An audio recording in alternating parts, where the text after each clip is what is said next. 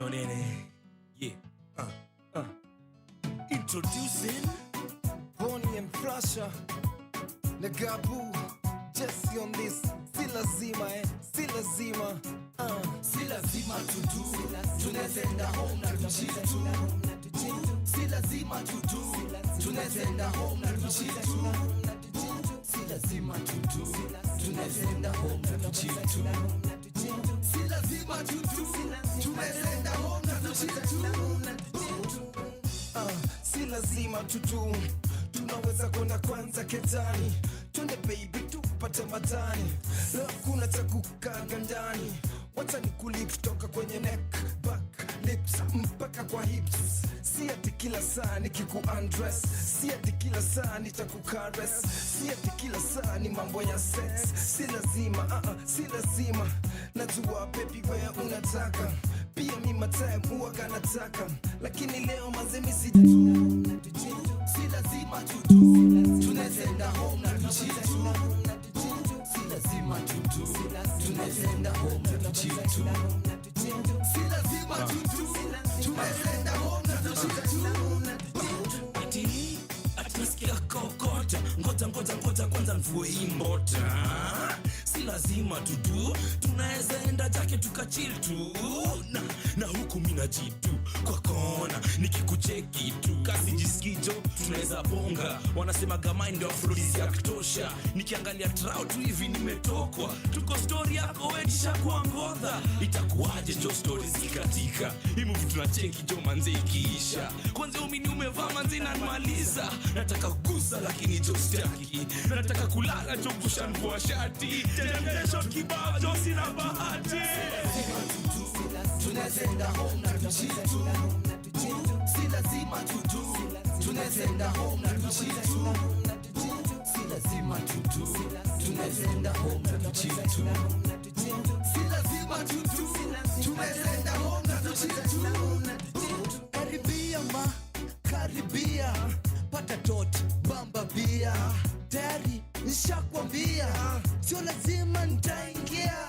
Ni ile day ya kufurahia, hakuna changono ni mziki na gate. Mimi na we hadi ngware, kata kiuno kila kiungo, pata mdundo, ruka bedma, ruka bed. Lazima nukia, mami wavutia, macho yako pia, pinduka tu, tingisha tu, angusha tu, weka jua, wacha tu. Si lazima tudu, tunazenda home na tujitu. Si lazima tudu tunazenda home na tujitu. Si lazima tudu tunazenda home na tujitu. Si lazima tudu tunazenda home na tujitu. Damn, anachungulia kile mina do, anachanganikiwa ananiangalia kile mina want, anachanganikiwa anachungulia kile mina do, anachanganikiwa ananiangalia kila mina want, anachanganikiwa.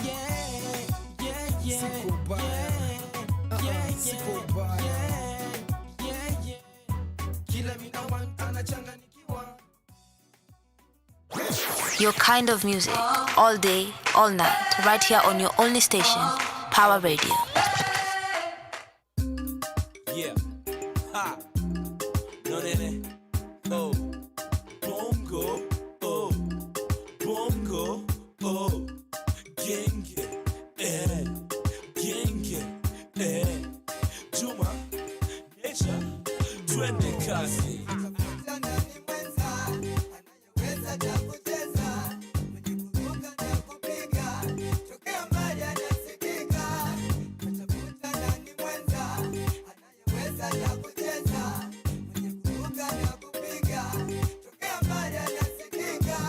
Favorite onjaji kilikana mhogo. Genge tasaundaje kishashikana na bongo. Jumanecha kishikana na nunilio mkorogo. Inachanganya akili zenyu kwa kichwa zinalipuka na kisogo. Jamaica music wanaitaraga rhythm. Jumanecha na mimi tunaitahaga rhythm. Kwa club Mwanza ni mwenza bora mama wasiwe mwenda. Kumaanisha neza mpandisha ka big panisha juu ya kitanda. Mcheze kama gita na ni lazima nimeze Viagra kaju wakali mkono zangu zinaniwasha sana. Nashindwa nashika manzo inchi gani hapa sasa. Nairobi au Dar es Salaam wote tu hapa pasa. Lolo bintu wa bongo ambeba mavishungi. Lazima ndazama ndani nishamaliza mitungi. Juma alisema inaniuma sana, chungi ndogo ni tamu sana.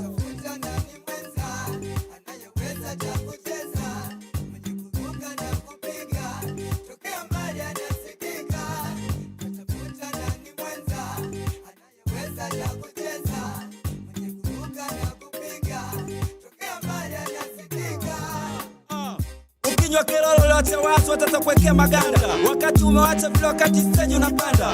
Mimi Sanecha no nini pembeni tuna glasi za wine. Tatafuta mwenza ukiweza. Njoo nae kati. Kibongo bongo kirema watakuchukulia. Usishangae watu watakuibia bia. La Hispania MC huku Kenya nikaa 3 months hivi. Isipokuwa jua kali bongo Jumanecha na mimi. Iwe Kenya au bongo mademu chora 7. Nikutana mmoja niambia that's my favorite number. Akinama joy na nibamba. Nasima chizi tuko play shastuka. Tukisikiza hivi sinauka. Umuziki mtamu mtamu kweli kweli. No nini we no nini. Mimi naomba ibati bora isisha. Mara kunapozidi kudensi tu kunazidi pambazuka. DJ John anapombe kashapandisha mizuka. Tutafunza nani mwenza anayeweza kucheza. Mwenye kuruka na kupiga tokea mbali anasikika.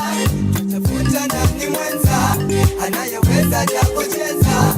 Mwenye kuruka na kupiga tokea mbali anasikika.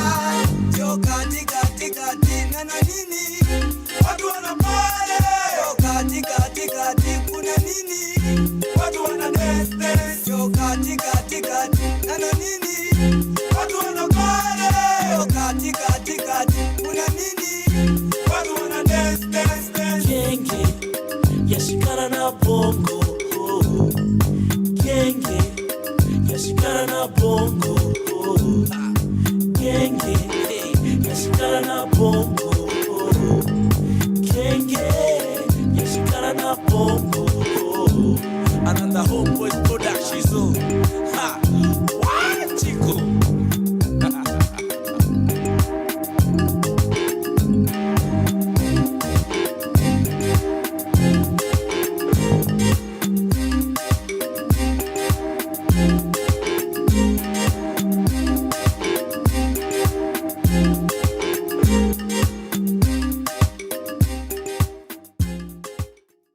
Power Radio. Tune in and power up. Your kind of music, all day, all night, right here on your only station, Power Radio. A homeboys production. Okay, alright, let's go. Oh, Mase Club imebamba. Brona kuambia leo ndio leo. Mademu wamemwagika wote na waona wakikatika. Ngoma imetushika mpaka sisi wote tunawika. Ngoma imetushika mpaka sisi wote tunawika. Na prezo tupo kwenye club looking fresh and clean. Twasip prods Savodo wachizi wamejaa pia mamanzi. So take your matako straight kwenye dance floor. hacha zako so sio mchezo. Minataka tuwe tighter than tight bila vikwazo. C&B tumewabamba jo na mahaters wote tumewapiga rugged and roll. Wenye wivu wote wajinyonge. Minazidi kupokea baraka zangu tena. Basi wacha niendele kupiga makelele. Hare kama klepto. Steve zangu ni kali sio uongo. Mamazi wakisikiza wanakata kiuno. Mahaters niko ndani ya 4.0. Bado na floss jo, bado nazidi kugo. Bling bling kwenye neck kwenye mkono. Mina meta mina reflect kama kio. Bling bling kwenye neck kwenye mkono. Mina meta mina reflect kama kio. Oh, Mase Club imebamba. Brona kuambia leo ndio leo. Mademu wamemwagika wote na waona wakikatika. Ngoma imetushika mpaka sisi wote tunawika. Ngoma imetushika mpaka sisi wote tunawika. Kweli leo ndio leo.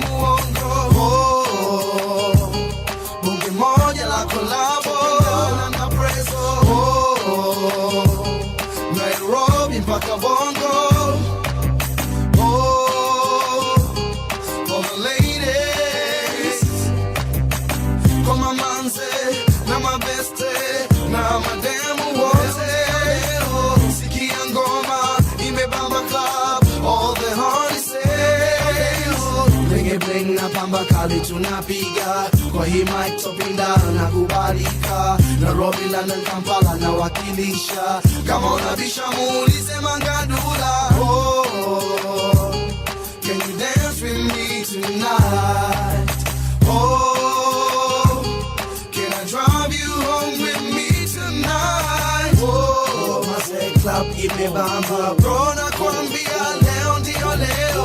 Oh, madem wamemwagika wote na waona wakikatika. Oh, ngoma imetushika mpaka sisi wote tunawika. Oh, ngoma imetushika mpaka sisi wote tunawika. Ngoma imetubamba like wow, madem wanatembea na mahaga like wow, si unajua wanapenda attention, na kama uko curious mimi naitwa Presto. So let's go, mpenzi njoo twende kwenye dance floor. Let's go tukajirushe, let's go tukakatike, kwani hapa ni mpaka che. CMB TID ndani ya VIP, chupa za champagne tuna pop, money ain't a thing. My fat rhymes tuna drop, rhyming ain't a thing. Picture me rolling in the drop, flossing ain't a thing. Don't believe me, muulize Big T, ama mwambie Styles akulete Kasabi. Maisha mazuri guarantee ya CMB, Prezo in collab rolling with TID. Tumewashika jo, tumewabamba jo, TID this time bring the chorus in. Tumewashika jo, tumewabamba jo, TID this time bring the chorus in. Oh, Mase Club imebamba bro, na kuambia leo ndio leo. Oh, madem wamemwagika wote na waona wakikatika. Oh, ngoma imetushika mpaka sisi wote tunawika. Oh, ngoma imetushika mpaka sisi wote tunawika. Yeah, this goes out to all the DJs, Stevie B, DJ JD, CMB, na TID, Homeboys, Production, Power Radio. Kia Dizzle, yo, Power up. Prezo, 2003, 2004, tunawapiga rugged and roll.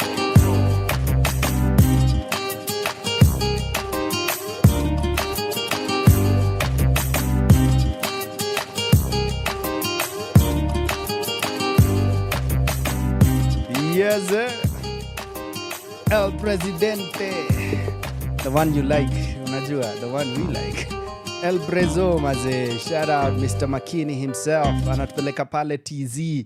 As much as of late, bana, tukifikiria TZ, tuko, TZ, it is well though. It is well, ladies and gentlemen. Welcome to this beautiful, beautiful, beautiful Thursday afternoon. The weather is perfect for a freaking maandamano. The weather is on our side. Unajua, ladies and gents, my name is Martin Kigondu, and this here is Center Stage. If you're not in the streets, I hope you're at home or at work watching us, keeping up with the conversation, keeping up with the latest, not only on the Kenyan political scene, but also in the entertainment scene, especially because we know we as artists are culture shifters, are culture leaders. And ladies and gentlemen, we are the mirrors of society. Maze, angalia saa. This is what Ngoge Wathiongo himself would tell us had he been alive today. You know, rest in peace, the old man who rested not too long ago. Angalia Saa, this is what Ukoflani Mauma would tell us. And most of all, ladies and gentlemen, Angalia Saa is what artists are telling not only the government, the police, but every other Kenyan. It is time to wake up, open your eyes. Wake up! Ladies and gentlemen, my name is Martin Kigondu. Karibuni sana. Center Stage. Hashtag Kigondu is on. We're going to have a good time. Tuko na guest kadhaa. Hour after hour after hour, na mziki ni ile timam na tamu tena sana. In fact, nakimbiza hii tena sana ile design. The next link, tutakuwa tunaingia kwa conversation of the day. We'll be talking to a couple of artists, telling us about what they're doing out here, training artists and talking to different thespians and pushing the art across the country. Before that conversation, nitawachezea trailer moja, alafu maybe nitaiongelea kiasi ama nitairevisit baadaye. For now, this very link is for me to tell you welcome and wake up. Ladies and gents, the hashtag is Center Stage. Catch us at Power Radio, PAWA Radio. Catch us on the socials. Same, PAWA Radio. And of course, our website, ladies and gents, Kigondu is on at KIGONDUW. Let's go. Your kind of music, all day, all night, right here on your only station, Power Radio. Didn't seem so clear, headed to the top without a fear, and to think that you were gonna give up on this thing, oh dear, the blood and the sweat and the tears.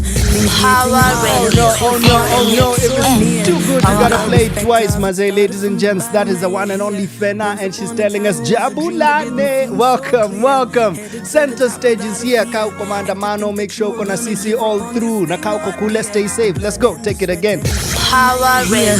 Once upon a time it was a dream that didn't seem so clear, headed to the top without a fear, and to think that you were gonna give up on this thing, oh dear, the blood and the sweat and the tears, things getting harder, so far and yet so near, earn the respect of your peers, over the months and over the years, nimetoka mbali na majama fulani, and the kids back in the hood, they be walking up to me, fena ngoma zako ni kale, and it feels so good that they looking up to me. I'm not a hero, I just made a little something out of zero.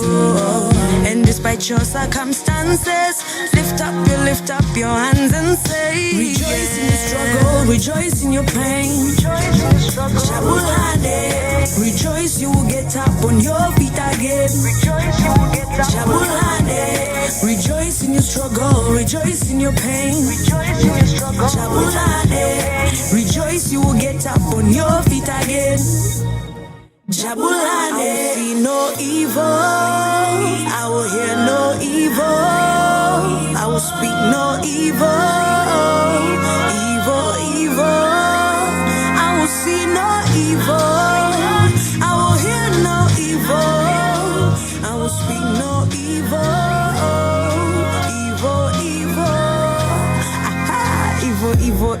evil, ndivo iko. Yeah, I do it for my fam, I do it for my people. Yeah, your life was never easy, life was never simple, but now you're flying high, kinda like an eagle. Oh, we in the lead, let the rest of them follow, and better we do the best and let God. Oh, calm your spirit when you're under the test, put you under his wings, may he guide and protect. So rejoice in your struggle, rejoice in your pain.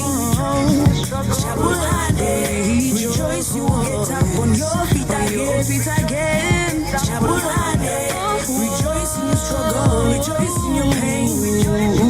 Shabulane, rejoice you will get up on your feet again. Lift up your hands and sing, yeah. Rejoice in your struggle, rejoice in your pain. Shabulane, rejoice in your pain, you will get up on your feet again. Shabulane, rejoice in your struggle, rejoice in your pain, and you will rejoice.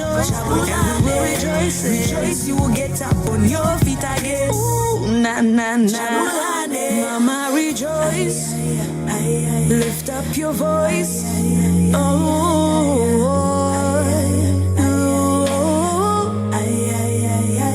Papa, rejoice. Lift up your voice, yeah.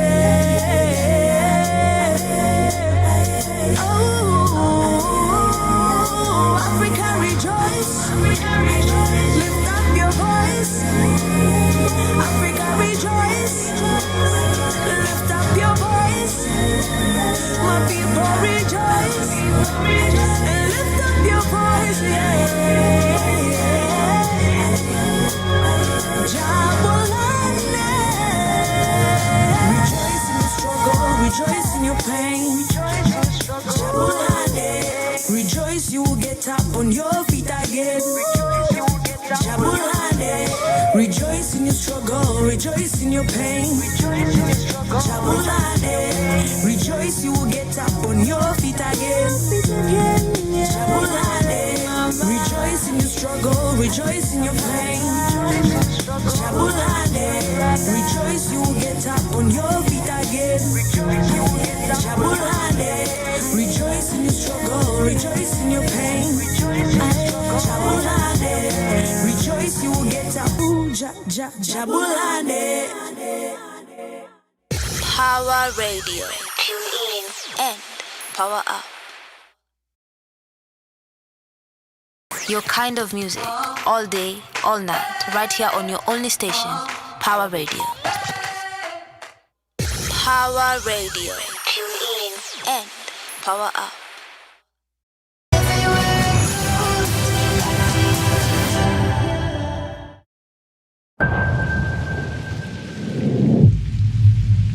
Hi. Are you here by yourself? I am. What about you? I am. It's funny how the most beautiful places make you feel the most alone, you know? Maybe it just depends on the person you're with. Remain on interstate for 249 miles. David? Sorry, are we talking to each other now? Do you want to go on a big, bold, beautiful journey? Yes? Do you remember? David? Happy together, don't you? Pick up Sarah. I do. My car won't start. Mine told me to pick you up. Your accent, is it real? You think I fake an accent? The most beautiful places make you feel the most alone. That's a pretty good me, actually. I'm flattered. I don't wanna go. In 1.5 miles, take the exit. What is that? What do you think's behind there? Dead bodies! Maybe we should go through it. Everywhere I go leads me back to you. Oh, wow.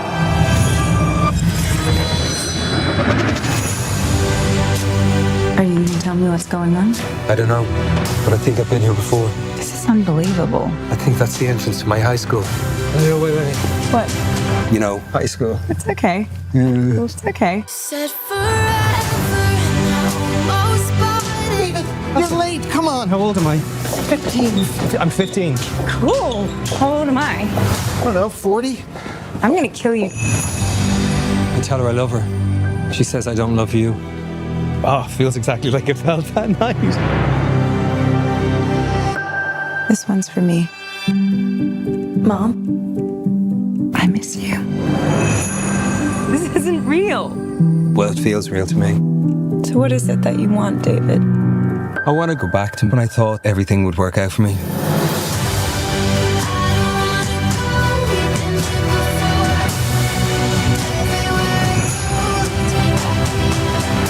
Nice to share this with someone.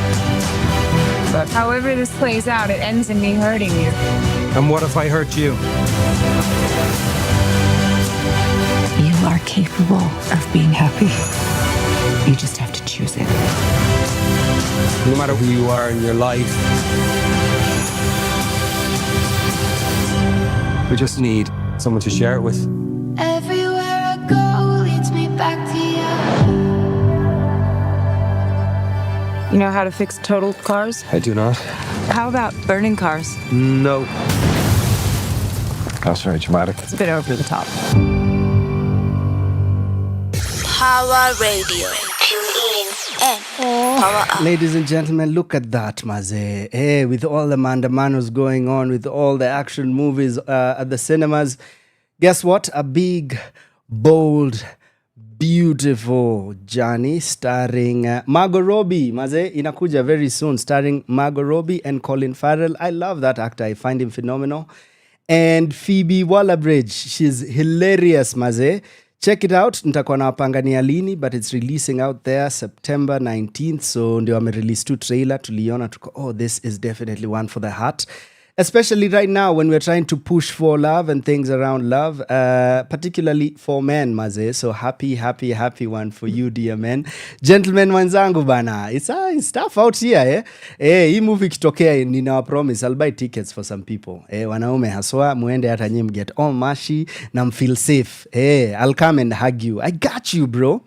So in December 2020, A Big, Bold, Beautiful Journey, written by Seth Reyes, was featured on the annual Blacklist. In February 2024, it was announced that Kogonada would direct the film, with Reyes producing. Margot Robbie and Colin Farrell were in conversation to star. Later that month, Deadline reported that Sony Pictures had tied it to the European film market. And here we have it. Wamepea budget ya 50M. 50M maze, hiyo inaweza tujenga hapa mtaani hata mkitupea in Kenyan shillings bana. Give us your eyes bwana. But hata iko nini? Hatuwataki, hatuhitaji, tutajenga market yetu bana. Ladies and gents, I won't say much for this particular one. All I'm saying is go right now at the cinemas. Before the show is done, nitakuwa nauliza kile mmewatch, nitakuwa pia nawapanga kile mmewatch. I watched Tom Cruise early last week, na ndio Flozz ameniuliza what's going on at the cinemas. Kawambia, well, the closest we have to Kenyan is our Nigerian friends who we had here in studio last week. I hope you guys have been going to watch the film. If not, I'll tell you where to catch it. I'll also tell you what's going on at Unseen. But most importantly, in the live theater space, we are talking a lot of things. We're talking Deda Kimathi, we're talking drama queening in your 40s and so on. And right now we have guests in the studio ambao watatuambia what they're talking about and what's coming up on their plate. Ladies and gentlemen, we have superstars in the building. Nataka tuwakaribishe, tucheze song moja, alafu tuanze the conversation. So ladies and gentlemen, wapi shangwe na vigelegele ya wageni wetu wewe. That is for you guys. Karibuni sana. They will get to know you. They are seeing you right now. I'm sure ataona fununu. But yes, they are here. Superstars in the building. Let's go. Your kind of music, all day, all night, right here on your only station, Power Radio. Kapungala. Papa Fololo, the king of Kapungala. Kapungala Ngala.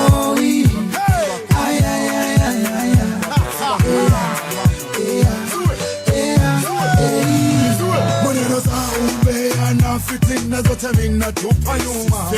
Hata tembo na sigara kubwa zote mina tupa nyuma. Kusema sema na kutia tumbe zote mina tupa nyuma. Kukuna mlubula na kutoa pia mina tupa nyuma. Nipate mimi nikimfuata Yesu. Nipate mimi nikimfuata Yesu. Onini tumasofi nikimfuata Yesu. Nipate mimi nikimfuata Yesu. Fuata nyo zangu nikimfuata Yesu. Nipate mimi nikimfuata Yesu. Nipate mimi nikimfuata Yesu. Nipate mimi nikimfuata. Yuni na kutia tope zote mina tupa nyuma. Hata kuna na kukata waya zote mina tupa nyuma. Kunoga noga na kudona dona zote mina tupa nyuma. Ulevi mina tupa nyuma. Nikimfuata Yesu. Nipate mimi nikimfuata Yesu. Onini tukisoka nikimfuata Yesu. Nipate mimi nikimfuata Yesu. Fuata nyo zangu nikimfuata Yesu. Nipate mimi nikimfuata Yesu. Nipate mimi nikimfuata Yesu. Nipate mimi nikimfuata. Ninapenda watoto, ninapenda kuimba, ninapenda kuenda church na kuomba ndimi nitakata kata. Ninapenda kutoa, ninapenda kusifu, ninapenda kuenda church na kuomba ndimi nitakata kata.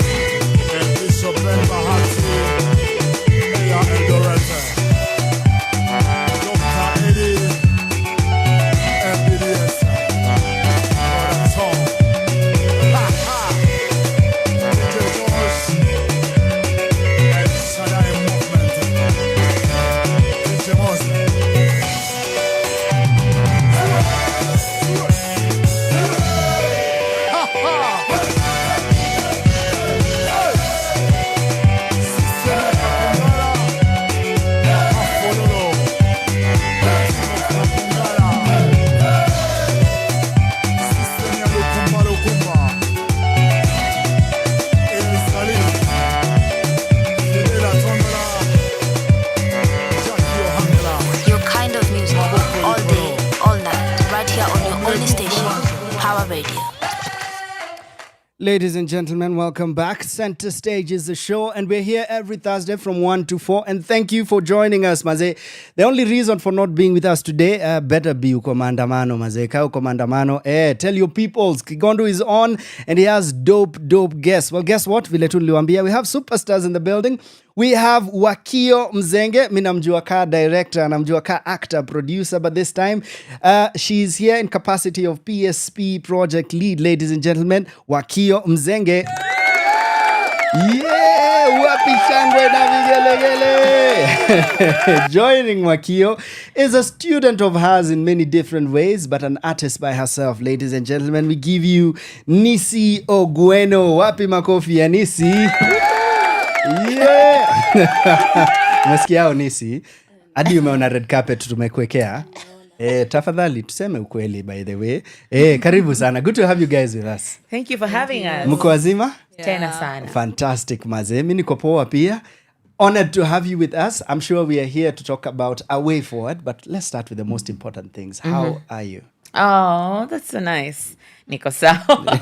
People don't ask that often. Yeah, thank you for asking. Niko poa, nashukuru. Yesu ni Bwana. Yeah, I'm doing well. I can't complain. That's what's up, maze. Yes. Yeah. Umesikia na hiyo tu nameanza. So tulikuwa tumepanga kucheza mawezere. So I think tutacheza some Alice Kamande hivi kidogo maze. Thank you for representing, bana. Good to see you. Nice to see you too. Yeah. Nissy, we haven't met. Yes, we have. Yeah, that is how to say your name, right? Yes. Watu itohoa na kufanya remixes zao. Ati? Do people like say it in a different way? My name? Yeah. No, actually my name is just Nissy. Nissy, straight up. Okay. Full name, short name is just Nissy. Okay. Yeah. Good to meet you. Good to see you as well. Question. How do you identify yourself as a performer? Are you all-round storyteller? Ama uko mimi ni specifically this? And if so, what are you? So, first of all, have I said thank you so much for allowing me to be here? Hey. Saying that right now. Thank you so much. Karibu, maze. Karibu Power Radio. So, I don't want to really put myself in one place, but I can say as of now, I am really growing as an artist. I began around maybe 1.5 years ago. I am an actress for theater, so Thespian is the name. Yeah. And then I'm also an aspiring photographer. Okay. But I do a bit of taking photos here and there. If somebody calls me, I can go take good photos. So you're a photographer already? Yes, photographer in the making. It's no longer aspiring. It's no longer in the making. It's doing. Then I'm a photographer. Fantastic. Yes. And I'm also a writer, a bit of writing, a bit of writing here and there. So I'm just basically trying to find a space the creative, but I'm trying everything else. I don't want to just limit myself in one thing when maybe I have a gift in others. I like that, Maze. Yeah. I like that. She's a singer too. I don't know why you she mentioned sings as that. well. You're waiting for us. I sing. Sasa nikianza kumention kila kitu surely we will stay here forever. You never know. Makazi zinakungoja ziko. That's what we were waiting for. Okay, then in that case, I'm also a makeup artist. Yeah, okay. I do makeup, I do SFX. I also do a bit of producing for radio alone, just the sound and stuff. That's what's up. But you know what? Wacha nisiseme sana. Let me just stay there. Tafadhali. Unajua? Wasanii, imefika mahali we are now billboards for ourselves. We live in a system where we don't have kuna wale tuko na managers na nikisema tuko imanishi niko kwa hiyo mimi nipigie directly nipe kazi. But we live in an ecosystem where we don't have someone to represent us and to market us. And for the ones who have that, wamefika place mfuko itaweza at least ukawanya what is coming That's in. True. Yeah? When QR code. Exactly. Scan me, people. So wherever you're going, you're selling yourself, Maze. But it is way easier for you to Wakio to circle who you are and what you're doing. Amata where you're bleeding in the peripheries. Unajua, kwa hizo borderlines tu uko. I am a bit of everything. I am who I am when I want to be. Oh, okay.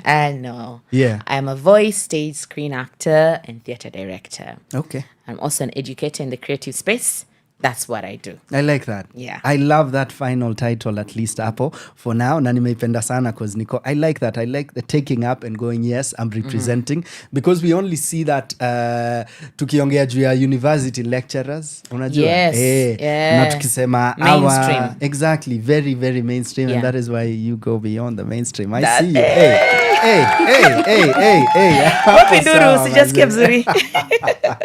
So well done. Which is your favorite among the three? Oh, wow. Yeah. It has to be acting. Okay. Yeah. Okay. Probably voice acting. Uh-huh. Yeah. Oh, even more than actual like stage more than screen stage. work. Yeah. Okay, how so? Because it's mysterious in itself that people don't see you physically, so they don't know the kind of things that you have to do to give that sound. So the mystery of it is what really fascinates me, and the fact that I can do it is one job that you can do very remotely. Okay. You wear everywhere for any producer who is anywhere in the world. Yeah. Which is really fascinating. Then also the fact that I do it at home also kind of helps because I live in the middle of nowhere. So okay, that's how you know they're rich. I keep going.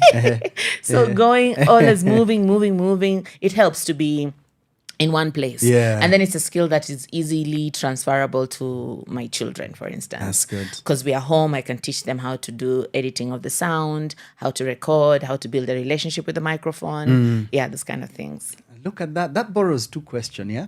The first one is, then are you proactively introducing your children to the arts? And two, I'm curious around the structure with the voiceover artists network, yeah? Because I do understand there's a guild. I do understand there's something even bigger than just beyond the Kenyan borders, eh? Yes. So we'll talk to that, but let's start with this. Unajua mimi si mzazi wangu, mamwe uko tu sawa. But wazazi wengi walikuwa, hii mambo ya usanii, don't even try. But clearly, you're sort of allowing them to follow their curiosity there. So whatever I would have been doing as a career, I think I would want my children to understand it. Okay. I'm following the Indian family philosophy of whatever trade I'm doing, I think you need to know it, whether you like it or not. Yeah. It will be a fallback plan maybe Yeah. if something that you wanted to pursue does not work. So I always try and teach my children all the skills that I know, so that if anything happens with their career choice in future, they have a fallback plan. I love that. Yeah. I love that. That's almost like a double-layered wheel. Unajua, because utaacha mali and everything, but pia utakuwa umeacha, unajua, knowledge, skill yeah. and knowledge and understanding of the craft. Exactly. Well done. Well done. Aya, tell us a bit about the network around the voiceover actors. So we started off as a voice actors league of Kenya, VALC, which was a community just to help voiceover actors navigate the industry and understand the industry, because most of us got into it not knowing if it's a career. We just were doing it, but then understanding how we can make it professional and all. So we do a lot of trainings, a lot of capacity building within that community.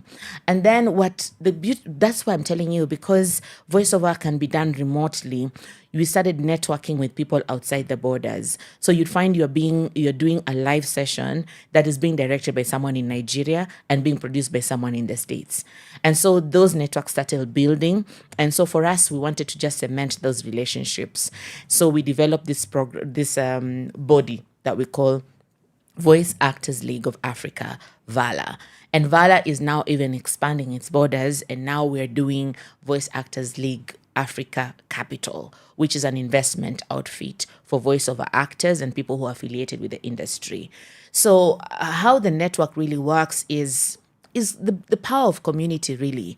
And because we are able to work remotely, we're able to convene also remotely and virtually. And we actually have a voiceover day, the 5th of May for Africa. And it's amazing when you see the representation. We started off with 5 countries. This year we had 7 countries participating, including Namibia, South Africa, Kenya, Uganda, Tanzania as well, Nigeria, of course, and Ghana, the big wigs. And the Ghanaians are like the heavyweights. The Nigerians are, and then the Ghanaians, of course, they come in second. Then Kenya comes in third, South Africa. And we also went northern, so we have Egypt as well that became part of the community. So we are expanding and we are focusing on Africa as a region and trying to see how we can, avoid that misrepresentation of culture when we're doing our storytelling, and how we can cement the authenticity of our performances and the stories that we tell. I love that. Yeah. I really love that. Ladies and gents, if you're listening to us on the website and not seeing her, I bet you when she speaks of voice acting, clearly her passion shows in her face. Aw. It does. And this first segment of the interview, what I normally do is I introduce the ones listening and watching to our guests, at least to sort of know who you are, what you're about. Okay. Then now we get into why we're really here, which we'll do in the next segment. But just to segue to you, I met a young lady not too long ago, about a year ago. Chebet, shout out Chebs, and yes, saizo nimefikiria niko, would she allow me to say this? Alafu nikakumbuka, yes, she said it was fine at another place. And I remember I met her at a time when I hadn't seen her in the industry for the longest time. Niko, Chebs, what happened? I haven't seen you tangu the other Wakio Odhiambo play. And she was like, well, I noticed that a lot of things going on in this industry sort of take you in a direction that I'm not sure I want to go. Yeah, so she spoke about the levels of alcoholism and drug abuse, and getting carried away with success and finance and all that. And I was very heartbroken.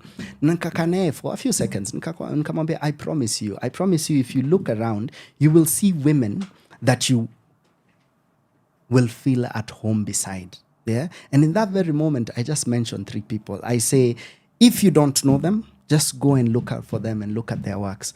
I said, because she's a believer. So I told her, go check out Marianne Nungo.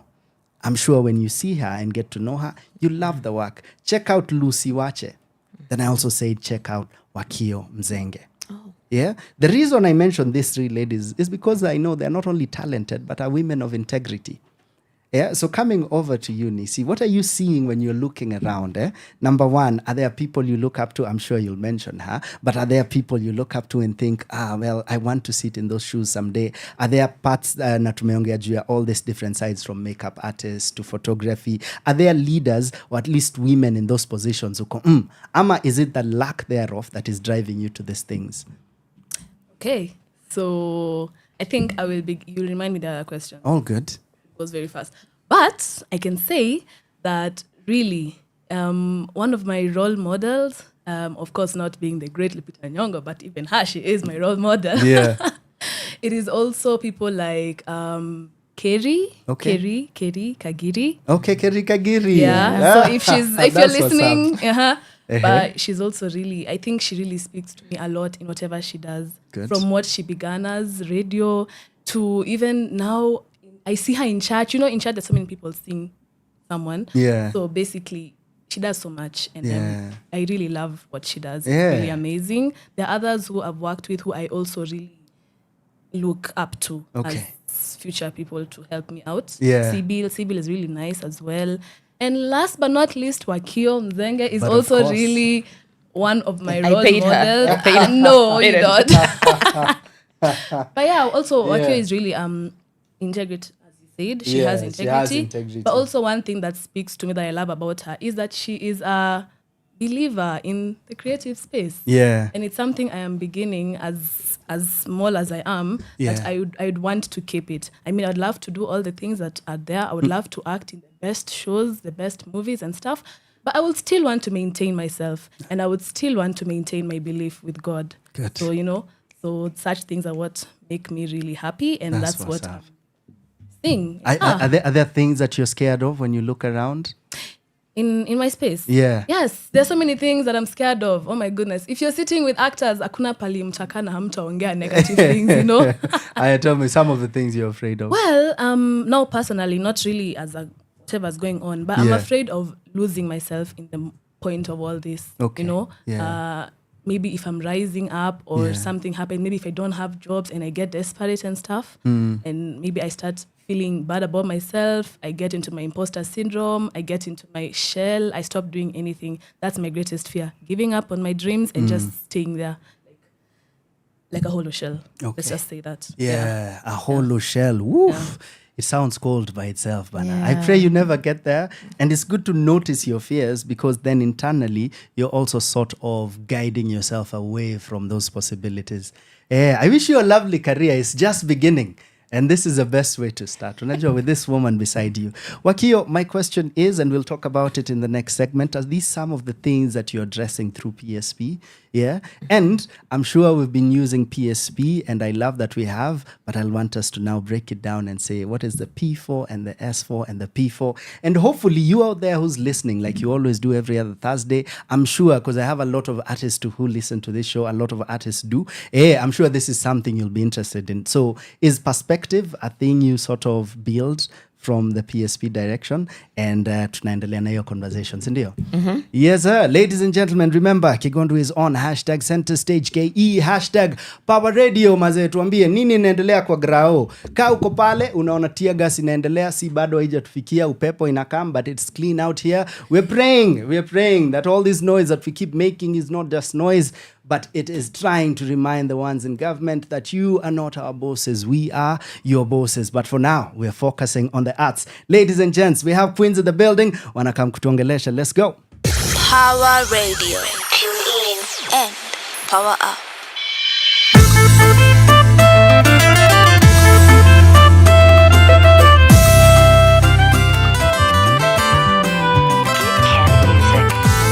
Nisijione mkamilifu kwa nguvu zangu, nitaweza peke yangu. Nisiamini hekima yangu, juhudi zangu, nikutazamie Mungu. Watakaonisikia wakinishangilia, niwaelekeze kwako. Watakaonifuata nikikufuata, tuje kwako. Na chochote kile kitaenda sawa, sio mimi wewe, ujulikane. Na popote pale kitaenda baba, sio mimi wewe, ujulikane.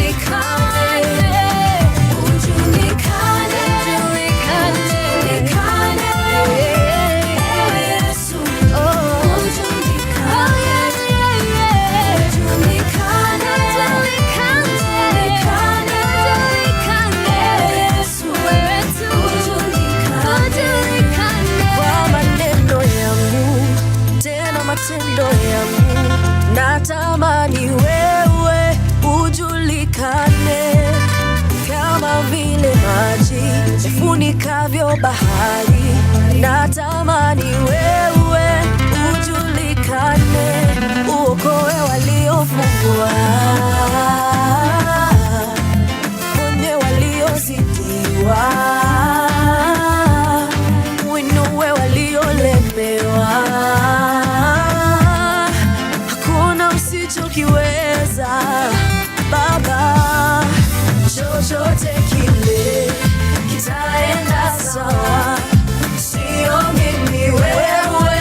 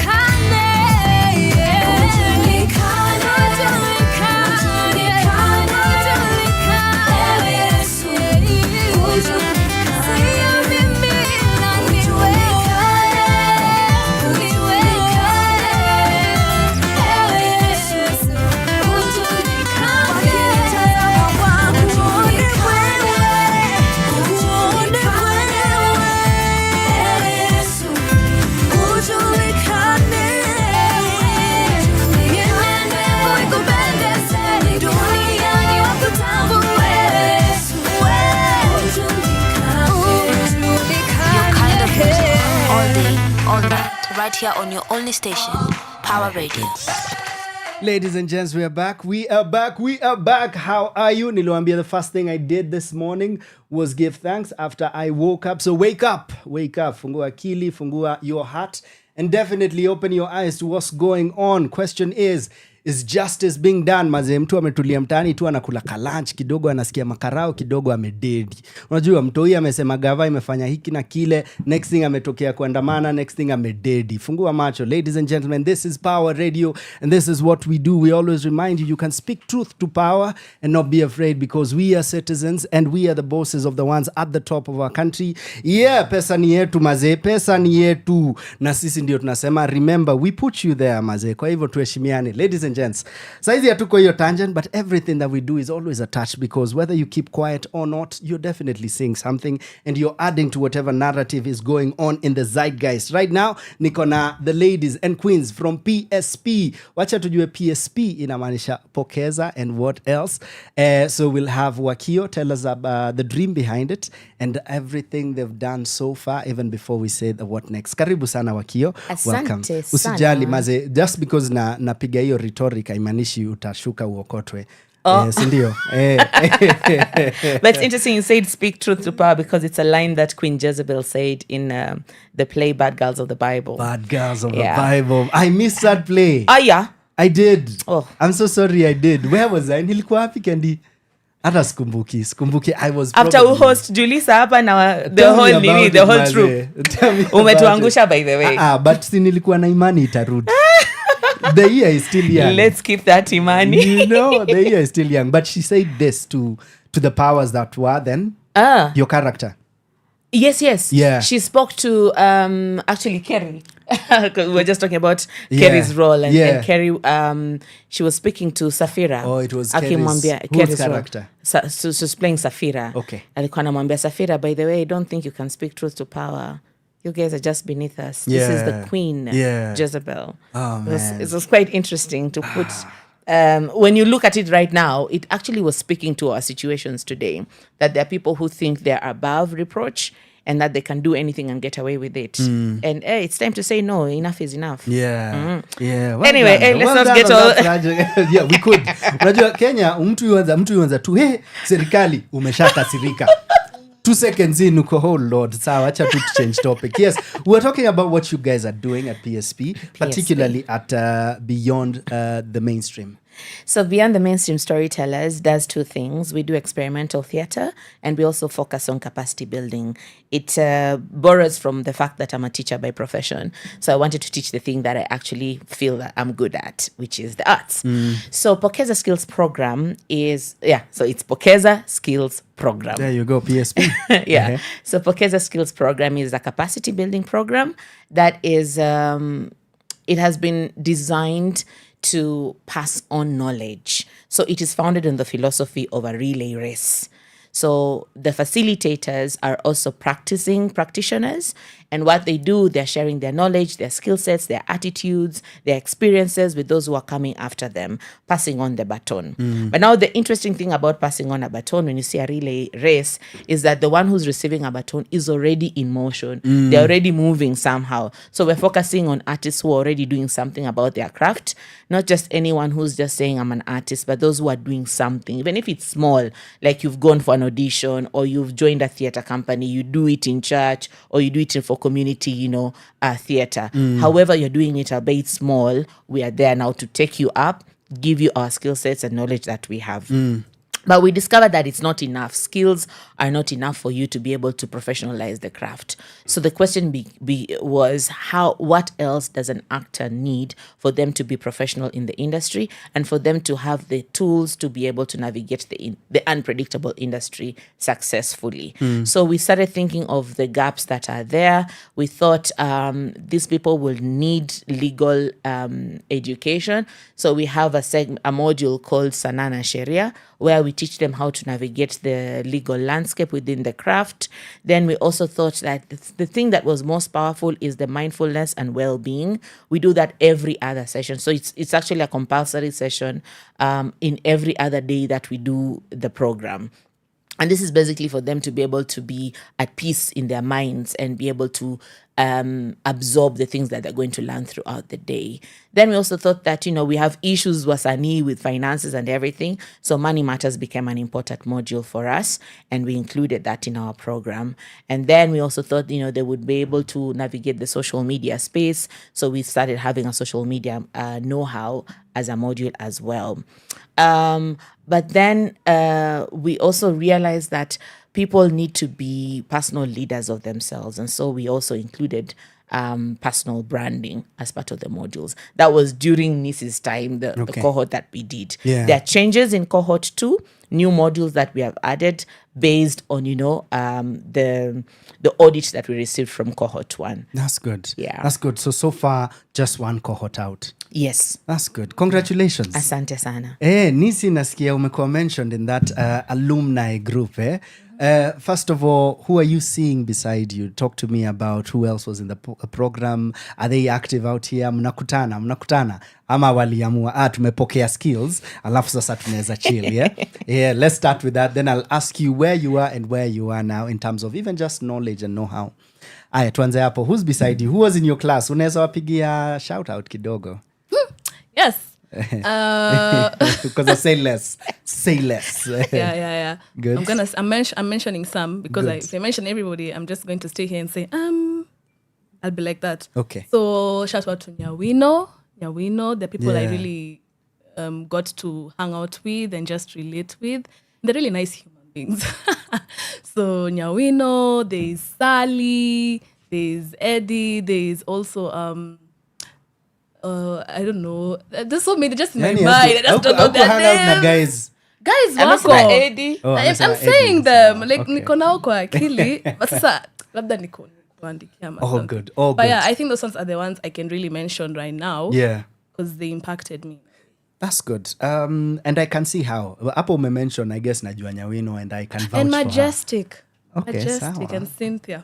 Sawa. Ndio wasisikie Wanaanza kuongezeka sasa. Yeah. Good. So clearly, the class is full and you're interacting with these humans, yeah? Yes. But there's a way you came in and there's a way you are now. What would you say is the biggest difference between before PSP and after PSP? And this is with the privilege of a couple of months, if not a year later. Wow. I can say there's a very huge difference. When I entered, first of all, you know how I entered PSP was very funny.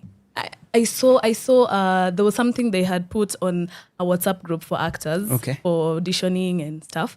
And it was just saying, there's this program coming up. If you'd like to do it, sign up. So I didn't know what I was doing with it. I didn't even think I would enter. So I just went, I just filled in the form and I left it at that. Hata nilikuwa nimesahau. I was like, gone. Because I know there was another audition I did. I didn't get in. So I'm like, rejection is part of it. So I didn't do anything about it until later on I'm opening my email and I'm seeing I have received a note from Beyond the Mainstream. And I was really happy. I was like, I was so happy. I can't even imagine that day. Anyways, so, and that's it. So I entered. I didn't have much yet. I already began doing things. I was already acting and stuff, but I hadn't gotten into the depth of it. I hadn't known it was just more than acting. I always thought acting was easy. You're just cramming lines and saying them as they are, yeah? But later on, now joining PSP, I was also really quiet. Really, yeah. When I'm not with people, I don't talk much. But being there, learning how things work, I really learned a lot. There was so much to do. Even apart from acting, there was so much about learning about yourself, about personal branding, and even money matters, stuff to do with law. So all these things really shaped me in a way that is being used up to today. So even the productions that I was in before can really give you the difference of how I was before and how I was after. Good. Well done. And I can't wait to interact with you out here professionally. Niseme, huyu najua, I can vouch for her. Amepitia PSP. Well done.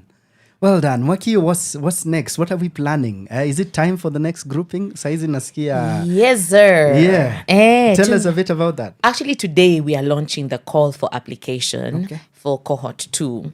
And cohort 2 is a bit interesting, a bit different also from cohort 1, because of course there are lessons and there are gaps that we saw with the first cohort, which is basically the pilot and very experimental. But this time round, we realized that part of the things that really worked for cohort 1 was the personal branding and the mindfulness and well-being.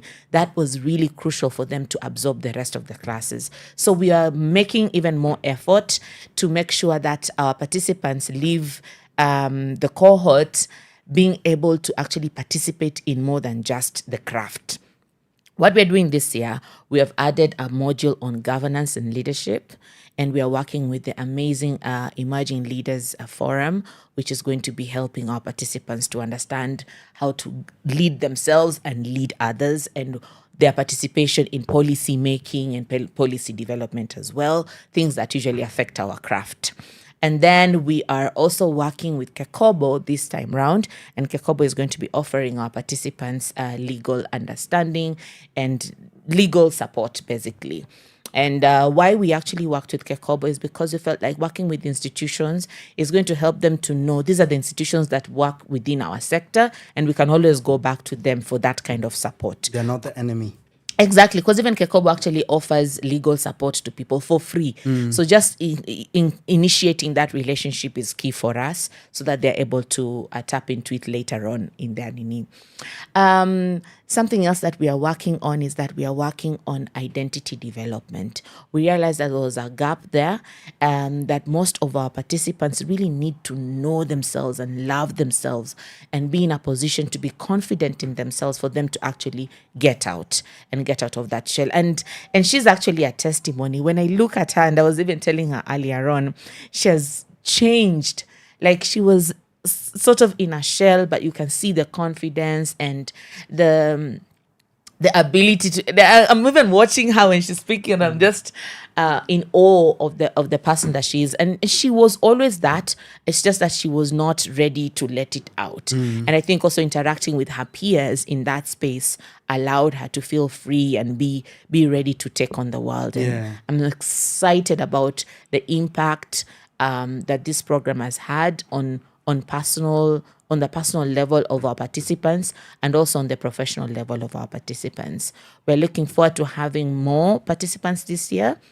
We worked with 18 last year, and it's a small growth, but we're looking at just increasing our numbers to 20 this particular year.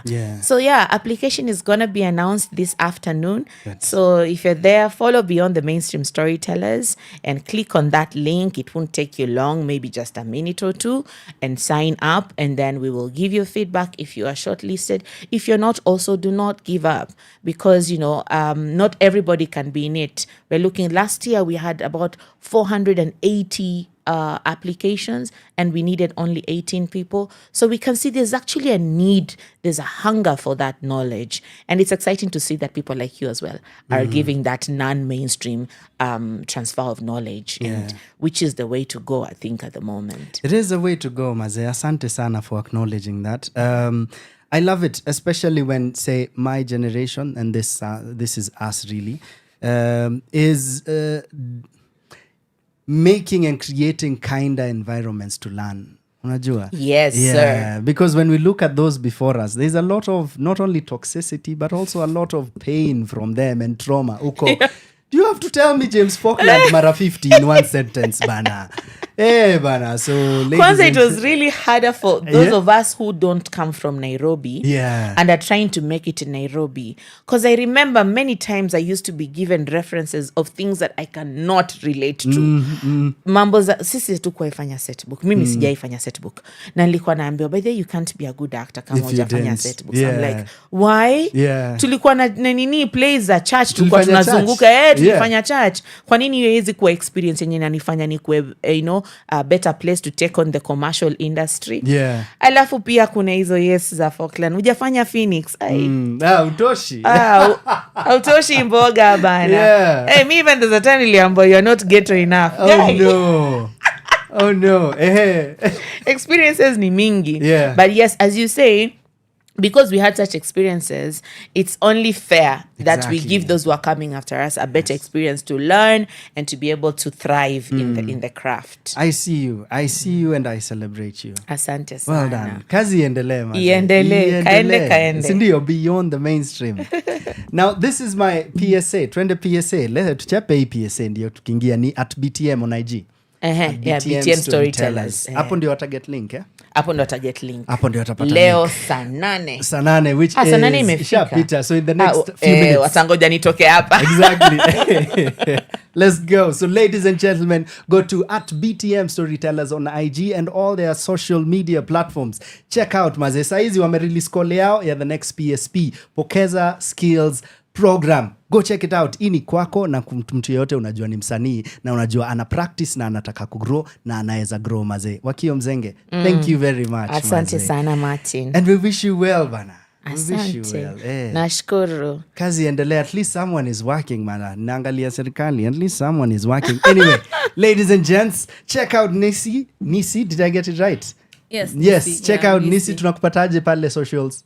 Instagram at Sankiki, SANCKIKI. That's what's up. So if you go there, you'll probably find other platforms. Yeah, everything else that you're doing. Wakio, how do they reach out? I'm sure saizi watakuwa na reach out, but personally wanakufollow wapi pia? And the Mimi company? ni Wakio Mzenge kila mahali. Okay. Yeah, na company ni Beyond BTM Storytellers kila mahali pia. LinkedIn pia tunawa encourage mtu chapia hapo kwa LinkedIn. Facebook pia msione ati nyinyi wazee sana.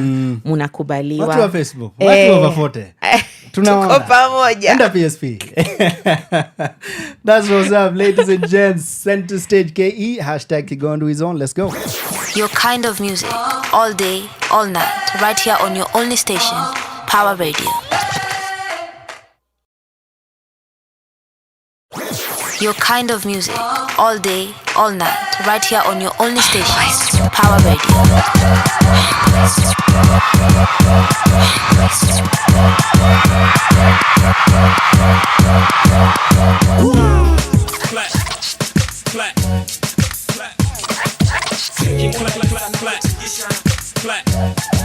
All night, right here on Got your the only beautiful station. Miss V on them vocals. Calligraph Jones in the place. Rabbit. Teamwork. Let's get it. From outer space, out of this world, we come in peace, tell your master all. We are taking over this place right now. But bring your crew, you can let them know. We in town, they should dress up for the show. We are bringing down this town tonight, oh. In an African party, we stomp our feet on the ground. We raise our hands in the air and say, hey, hey, hey. Ruka, leo hatulali jo. Dunda, asubuhi mpaka kesho jo. Washanare mandimu na machali tu. Usijali hali mikono juu. Ruka, leo hatulali jo. Dunda, asubuhi mpaka kesho jo. Washanare mandimu na machali tu.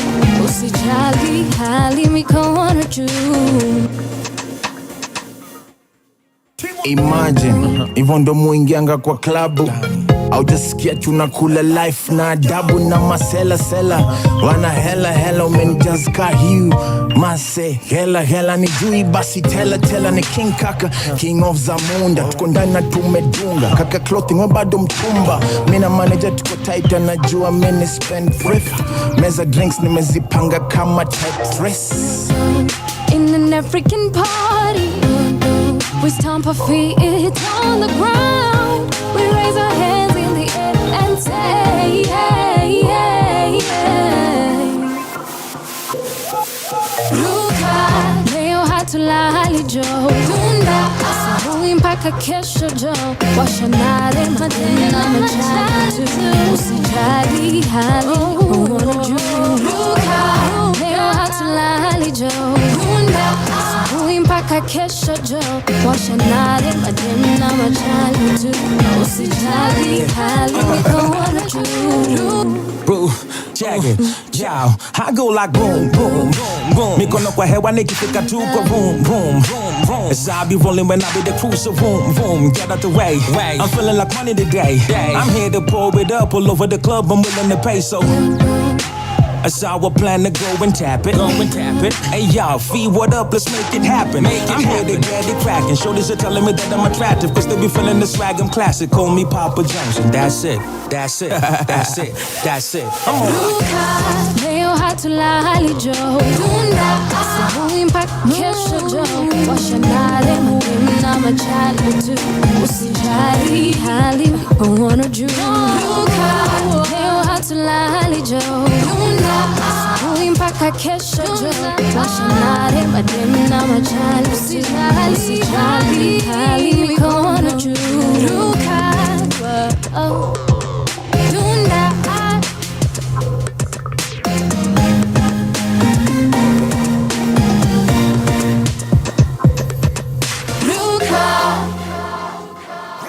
Your kind of music, all day, all night, right here on your only station, Power Radio. Mimi nataka toa yameja moyoni.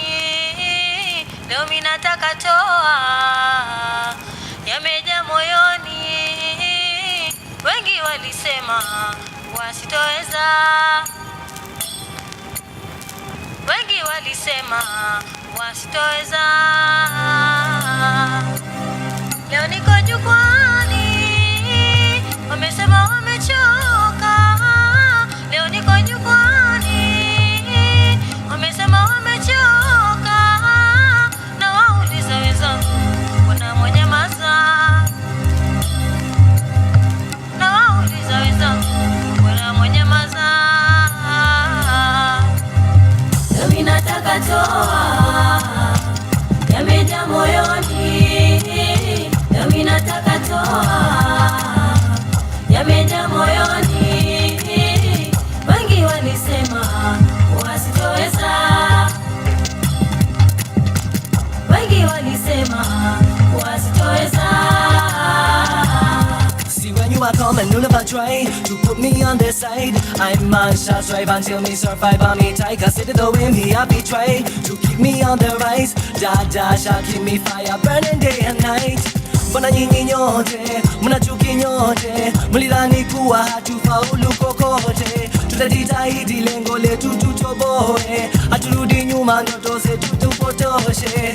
Mimi nataka toa yameja moyoni. Mimi nataka toa yameja moyoni.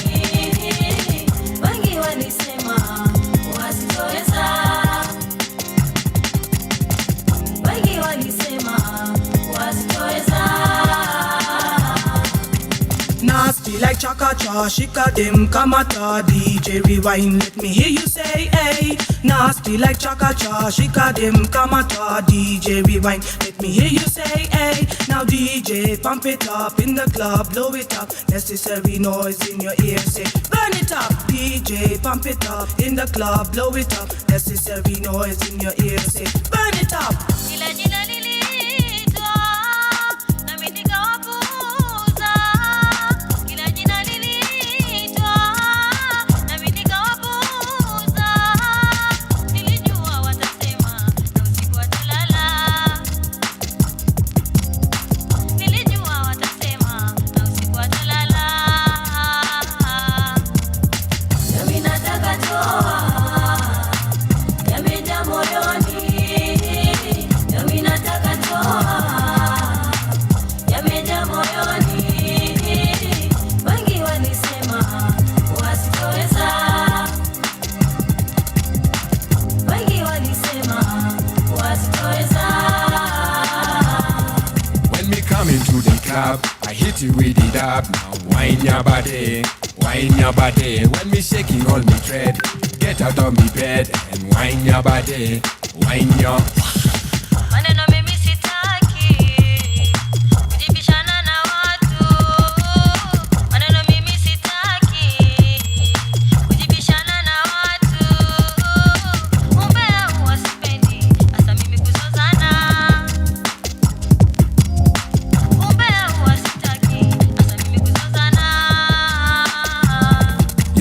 stop, put your hands in the air. Put them up quickly, jump like you just don't care. Your feet do it swiftly. Stop, put your hands in the air. Put them up quickly, jump like you just don't care. Your feet do it swiftly. Nataka toa yameja moyoni, nami nataka toa yameja moyoni. Wengi walisema wasitoweza, wengi walisema wasitoweza. Nami nataka toa yameja moyoni, nami nataka toa yameja moyoni. Wengi walisema wasitoweza, wengi walisema wasitoweza. Nami nataka toa yameja moyoni, nami nataka toa yameja moyoni. Wengi walisema wasitoweza, wengi walisema wasitoweza. Leo niko jukwani, wamesema wamechoka. Leo niko jukwani, wamesema wamechoka. Na wauliza wenzangu, kuna mwenye maza? Na wauliza wenzangu, kuna mwenye maza?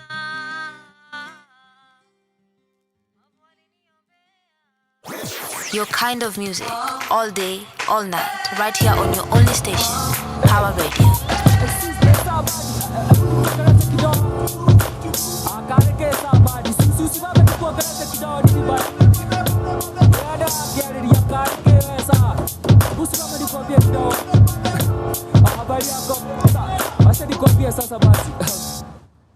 Hey Susbi, staki kukaa jizi, lakini hizi ofisi zimejificha kabisi na kuzuru na hizi kadi hivi nagopa wizi. Kwani story ni gani? Cheki story ni hivi, pale nyumbani tunacheza gasharete kadi ni shida serious reali, wakaniambia itabidi niende mama gena town nipate hii mane, lakini sijui ni gani hizi barabara zinafanana ka fruit salad vile zinanishaganya, na unajua ni aje si tu wanatasaidiana. Niaje mzee Amini Sunguch, kingpin wa mtaa, watu nijua kama compass, watali unita map, najua shimo zote lojo na mala unaweza kaa. Askari wa mamita, askari wa manispa, ndachukua ndoto unazo nizigeuze chapa. Aje hiyo ni sawa, lakini ni swali moja kwanza. Ukajua niko sure niamini, wewe niamini, wewe niamini tu. Sawa sawa sawa sawa sawa sawa sawa. Ukajua niko sure niamini, wewe niamini, wewe niamini tu. Sawa sawa sawa sawa sawa sawa. Hebu nionyeshe hiyo tikiti nionekane origin, ndio nijue una West dha ama tutagia shilingi. Actually kadi bibiri moja dia giri 50 ingine dia bilioni. Brothers you dip about. Nice kuna vitu unahitaji ndio zi why twende hoteli tubonge, utatumia ngwai chai. Nasikia vile unadai lakini ai najua aje utafry alafu di fry. Misi mwizi misi koni na hii ndio thibitisho, shikilia simu hido na yangu kitambulisho. Ndio hiyo bishi yangu imefika mwisho, sasa tuishie ndio alafu wewe udicho. Unasikianga tu Nairobi, leo nitakuonyesha raha zake. Si unajua zangu di supu na motura na KK na GK na KK kwa DJ, lakini swali kwangu ni moja tu I say. Ukajua niko sure niamini, wewe niamini, wewe niamini tu. Sawa sawa. Ukajua niko sure niamini, wewe niamini, wewe niamini tu. Sawa sawa. Hey Rabi, tunajua nasabaga bugari butare kujua di kuambiwa. Ndio maana yake sasa ndio dishido vile sasa tumeka hapa hivi wakayota tutaipata. Hii pesa tutaipata aje? Unahitaji CV, ID na birth cert ya mother. Since tunasaidiana, wacha nikupe hii kwanza, tumalizane hapa juu hapo ofisi wani blanda, ndio ukirudi Moshadha utakuwa uko sawa. Aje Rabi, mnisaidia nikoza kutupa rada. Sijali. Si basi tutapatana kwa saa nyingine. Tuonane. Hadi wetu sana. Ukajua niko sure. Niamini, we niamini, we niamini tu. Sawa sawa, sawa sawa, sawa sawa. Niko sure. Niamini, we niamini, we niamini tu. Sawa sawa,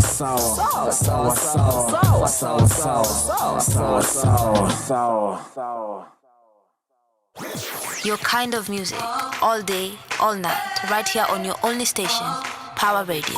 Ladies and gentlemen, welcome back. This is Center Stage. Kigondu is on this and every other Thursday. Remember, I'm here 124 maze. Anytime unanitafuta utanipata, especially ka uko maandamano ka leo tunaelewa. And if you're out there, we respect you and we encourage you. Kazi endelee. Nayo. Hey, uko sure, niko sure. That was none other than anaitwaje King Kaka mwenyewe na a beautiful poet. Sijui pali alienda. Nemesis, aka Mani Joro. Wanatufunza tabia za Nairobi na hapa Nairobi a lot is going on bana. Drama every other time, all these different characters that you meet. Unaweza pata hata mtu mmoja ana grace so many characters within them. Akitoka kwa nyumba yeye ni baba, lakini akienda pale tao anakuwa mkora. Akienda sijui wapi jioni anakuwa something else. All these people fitting into one persona, into one person playing all these different personalities. The reason I mention this is because right now and to welcome a celebrity in the building who has this particular power. She is a lecturer by day and a superstar by night. I don't know. Labda saa zingine ni the other way around. But her background is so interesting. From music to being a full-out thespian to now anafanya so many things. In fact, we were speaking about a project she'll come back and tell us about. Na niko, Zippy ananchaambia nani. Zippy is always multitasking and she's good at it. So ladies and gentlemen, help me welcome the one and the only very talented Dr. Zippy Okoth. Let's go. Zippy, karibu sana. Asante. Shangwe na vigelegele ni kwako. It's always a good time seeing you. Yeah, thank you very much. Yeah, how have you been? I've been fine. I've missed you. The last time you invited me was last year when we were talking about Otis Janam. Yes, it was. It was last year. Early last year. Imagine. Well done with everything Otis Janam went to do. Niweze tu ni invite kama sina show. Unajua, I was out of radio for a while. You remember? I think you were even my last guest. Oh, really? You were my last guest, then I left radio. Ungefanya tu tunaweka tu Facebook. Sijali kuna mipango. Lakini sasa tuko. I'm cooking so that no matter what happens, there's always something we are pushing. Exactly. Good to have you with us. Congratulations now, Otis Janam. Yeah, it's doing well. I saw it. Was in Asia or something? African Film Festival in Korea. Hey, madam. You know, I was so excited. Like they were looking for an African film. And I told them it's in Luo and just English subtitles. They just asked for the SRTs and now they translated it to Korea. Oh, look at that. I'm like, this is good. Are you going? No, I'm not going. Wanafaa. Ungeiweka condition. If you're taking my film, I better be there. And I was like, at least I'm glad. And I've gotten feedback because it's screening 6 times. Okay. Yeah, I think the screenings are going to end on 20th June. Yeah. They started on 16th of May. And I think it's exciting because I told guys, if whatever feedback you send to me, so people are sending me like, I'm so happy to see a Kenyan film. I decided, let me just text you until I'm like, that's this is good. Beautiful. This is that nice. is good. Well done. Yes, yeah, thank you. Hey, yani pale kwa nyanja za filamu, you're doing the thing. Pale kwa darasa, you're doing the thing. How's teaching so far? So far so good. Yeah. It's so much fun. I'm a lecturer at KC University. Ndio wakuje huko. Formally, yeah. Wine roll already. Oh, and by the way, from September, we are having part-time evening classes. Okay. So the industry who have been talking about during the day they're working and they can't. No, we're going to have evening classes, virtual. Okay. And then we're going to have that 1 week final practicum. So you can always create 1 week in 3 months to be able to come and do the practicals. Yeah, so I think we have created something fit enough for the industry now. That's good. That's good. And this is particularly for the performing arts side? Yeah, film and performing arts. Bachelor's, diploma and certificate. Yeah. Yes. Well done, maze. Yeah. Kazi nzuri sana. Asante. How are your students? Are you looking around and seeing a lot of those faces? I think I can say I am a mother of the industry. That's good. Literally, mama yao. I think mama yao. Nowadays when I look around, I mean 50%, if not more. Yeah. 50% because I'm trying to be humble. But 50%, 50% of the people below the age of 30 are my students. Okay. 50 or more. Yeah. Are my students in film and performing arts. Below the age of 30. Yeah. Kind of like 50% are my students. That's such a huge flex. Yeah, I think. I mean, we started graduating in 2012 at KU, then now at KCA. I think And a lot has changed. We have seen a lot of improvements in the industry. And I think for me, we can never, as much as people say there's apprenticeship, education gives you another upper hand. It's not even about the technical that's being taught in class. Yeah. There is a level of confidence in negotiating your pay. This is that true. comes with going to school. Yeah. Yeah. So I always tell people, even if you learned, they call it YouTube group of schools. Yeah. And you came to my class, there is a difference. When you go to the paying scale, there's something that my student will be, there's a reason why my student will be paid more. There's an advantage. They will confidently ask for it. Yeah. And they will get it. Yeah, nimeenda shule bwana. Nimeenda shule. And they will be able to show you something more, you know. Yeah, yes, that's yeah, good. Yeah. Well done. Thank well you. done. Let's be biased for a second. Yes. Na najua mzazi ama mwalimu hafai kuwa na bias. Yeah. Let's be biased. Who's your favorite out here? Who like uko our students hawa ndio napenda zaidi kuliko wote. Just be biased. But I can say right now, one of the students I taught in bachelor's is graduating as a doctor. Oh, wow. This July. That's good. At Kenyatta University. Imagine, who is this? Clinton Kihima. Oh, Clinton. I'm so proud. Shout out, Mr. Kihima. And he's one of the greatest animators around. So I agree. I am so proud of so many people. I have many people in this industry. Like, I can't even. Okay, just Budo. Good. Okay. And all this, from the Ngatias to the Chadotas to the Kangedes to the Wanjiko, Wauganga, like everyone. When I say 50% are my students, my dear, I mean it. Well done. I mean it like the industry is full of my students and the beautiful thing is they are all doing beautiful things. Like Chadota is having a show on 15th. Mine is on 14th, hers is on 15th. And I think that's beautiful, you know.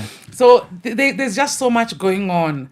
Yes. That's good. There's just so much. Jerry is having, she was good in costume and makeup. Yeah. And she's having a makeup line of her own.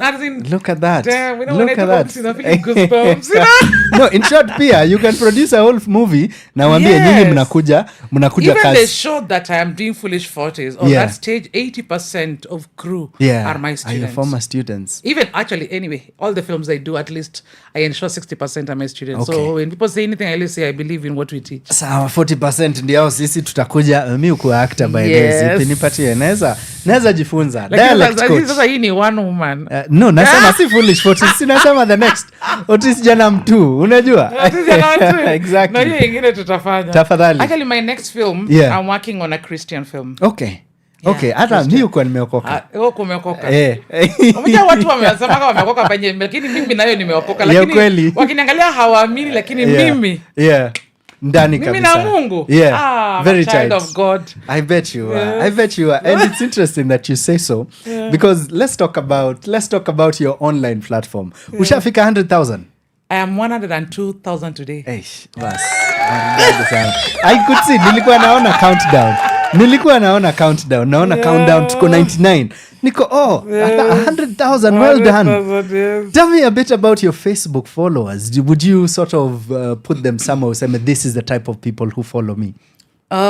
Yes, most of them I think are between the age of 25 to 40. Okay. They are a mature audience. That's one. I easily block people who are abusive. I like people who argue out facts. Okay. Because those debates are what keeps people going. There's room for that. There's room for that. Yeah. Like even if you argue against me about feminism and stuff, that's okay. But the moment you turn it into abusive, I give you a warning there. I may just don't block somebody. I give you a warning. If you do not revise your comment, I am going to delete it and block you. And I give you like 6 hours. If you don't, I delete it and block you. I mean, I have 102. If I delete and block one person to save the other 100 people who might feel bad because of that comment, I'm saving the space. Yes. Yeah, it's one for the cause. It's one for because you can't make everybody feel bad about themselves and all that. You can always have a nice way of telling, let me say, like, what to do. Women don't like being told they're fat. You get it? But now, when you tell us, okay, ladies, you're beautiful, but what, you can lose weight like this, that's okay. Yeah. But when you just start telling us, you're fat because you're this, you're like, damn. Yeah. Be kind, Get be out of polite. here. You don't know our struggles, man. Yeah. I exercise every day and this weight is not going off. I'm trying. Yeah. Like, if I was not exercising, but I would was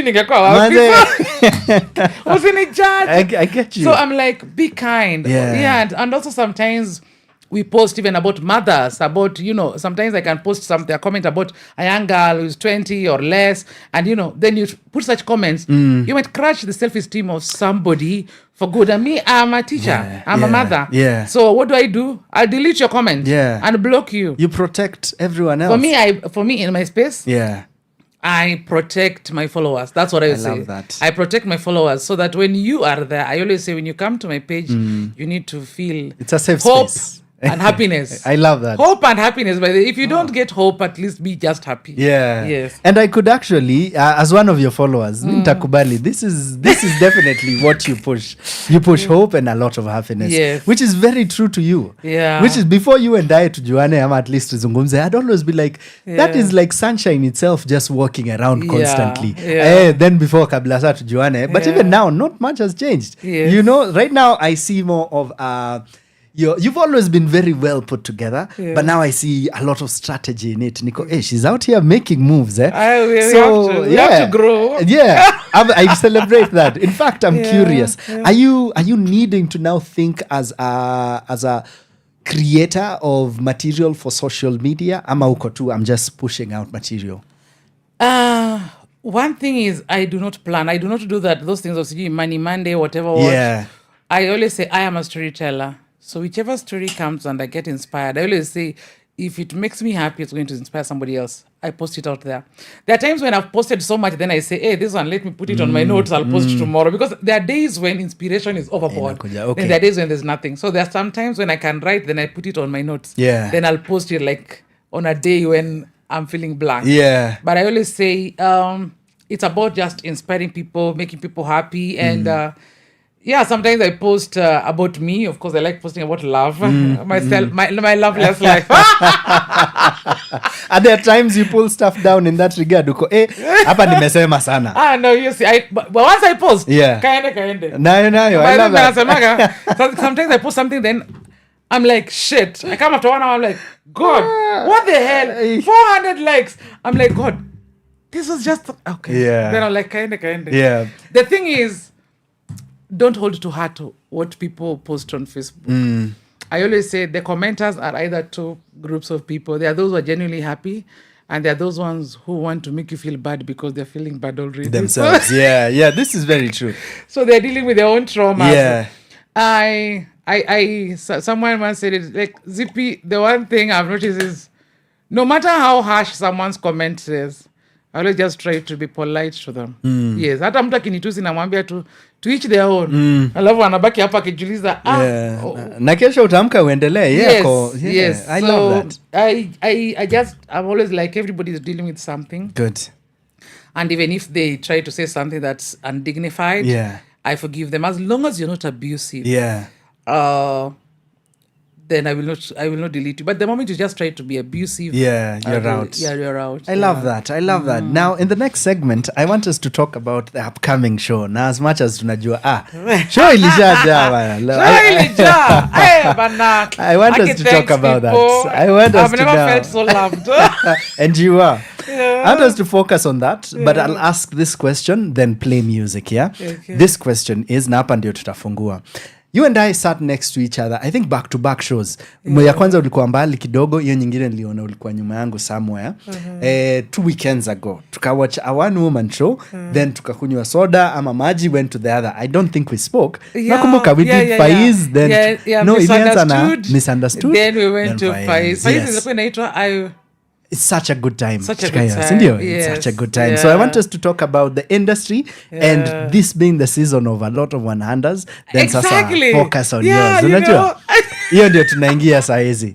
Ladies and gentlemen, Sunshine itself is in the building. She says she's here for hope and happiness. On her platforms with her work and definitely with her shows, mazee. Ushanunua tiko? Show ishaja, mazee. Have you bought your ticket? It's sold out already, bana. Ladies and gentlemen, Dr. Zippy Okoth. Let's go. Your kind of music, all day, all night, right here on your only station, Power Radio.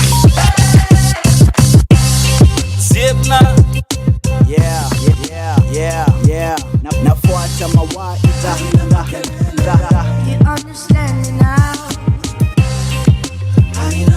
Uko na mpango wa kando, uko na deni yangu ya last year, uko na TV8 na range, uko na joto juu ya loto. He say, she say, that he say, kana ndo kwa mdomo yako ize, tabidi umefunga lale nje. Handshake design kono zinatetemeka, juu hangover za Saturn Sunday kuserereka. Suplex jana na kale kawambo miereka, hashtag kisutua jo kinaeleweka. Kata maji kamusa ile nilianoa, sasa nauliza uliendaje kwenye Finding Nemo. Deep sana fuata white rabbit kwenye shimo. Cake ni chakula ya ng'ombe, machicha ya pombe, mimi napenda zote. Nyama ya ng'ombe, ugali kachumbani ndo watu wasikonde, haina makelele. Uko na mpango wa kando, uko na deni yangu ya last year, uko na TV8 na range, uko na joto juu ya loto. He say, she say, that he say, kana ndo kwa mdomo yako ize, tabidi umefunga lale nje. Yeah, nafuata mawaidha, tukiketi na memorial tujengea foundation ya MCP School of Hard Knocks. Streets ndio shule ya msingi, late graduation. Bado niko tizi, train of thoughts on track, shinda gari la moshi. Hip hop community haina copy juu na kuanga loki, lakini ilianza on a high note copies. Stu ya provoke mna gitosh tukishoot history. Zoezi na jeshi uko fulani mamao ilikuwa kambi. Rest is history, squeezy role model wako na vitambi. Kama DJ wanadai content, tushakafunga. Iko ndani yetu kama damu ya mateja wamejidunga. Ni dua sio talanta imeniwezesha kuchapua na kitusua. Ustake jua vipi mbegu inamea bila mvua na jua. Mizizi ziko deep, sifanyi na kifua. Kama tunaweza ifanya tunaifanya, yeah ishakuwa. Haina mambo hata tunachukua fushua. Ime nice mbaya. Yeah. Maisha ya family iko vipi? Na mpango wa biashara na side hustle iko aje? Na kanjoa nasema mambo ya mziki iko vipi? Tunaweza pata album hii tu shoot video jo, watacheza kwa radio.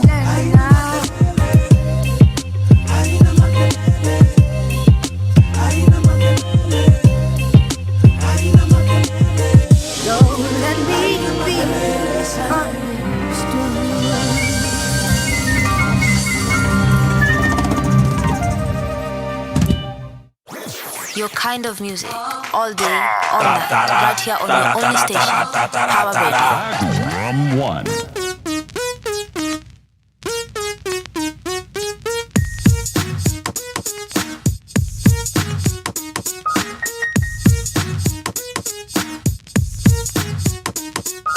Moja, cause I'm a true soldier. Beat Dicky Bump, I'ma drop this on ya Mbili. Nothing rhythm kwa akili. Rhyme anytime, there's no other like Nazizi. Tatu, take you higher than Bachu. Vuta blaze, don't let the 5-0 catch you. Napenda hip hop, sita acha rap till the day that I drop. Tano, hakuna tena mfano. Hater step back, hapa ni full mpambano. Sita, thank you fans kuniita. Always keep it real on the streets, nikipita. Saba, na shine kama mwangaza. So versatile all the time na washangaza. Nane, omba tusikutane. Necessary noise and Ted beat mfalme. Tisa, cause nimechizika. Rhymes in a flow mpaka zina mogika. Kumi, wake MCs wanna burn kama kuni. Huku nikispread nationwide like uchumi. Singekuwa star, ningekuwa juu ya shahada kwa mtaa. Kama siyo ni mziki, singing sign autographs, ningekuwa yule love child the last class.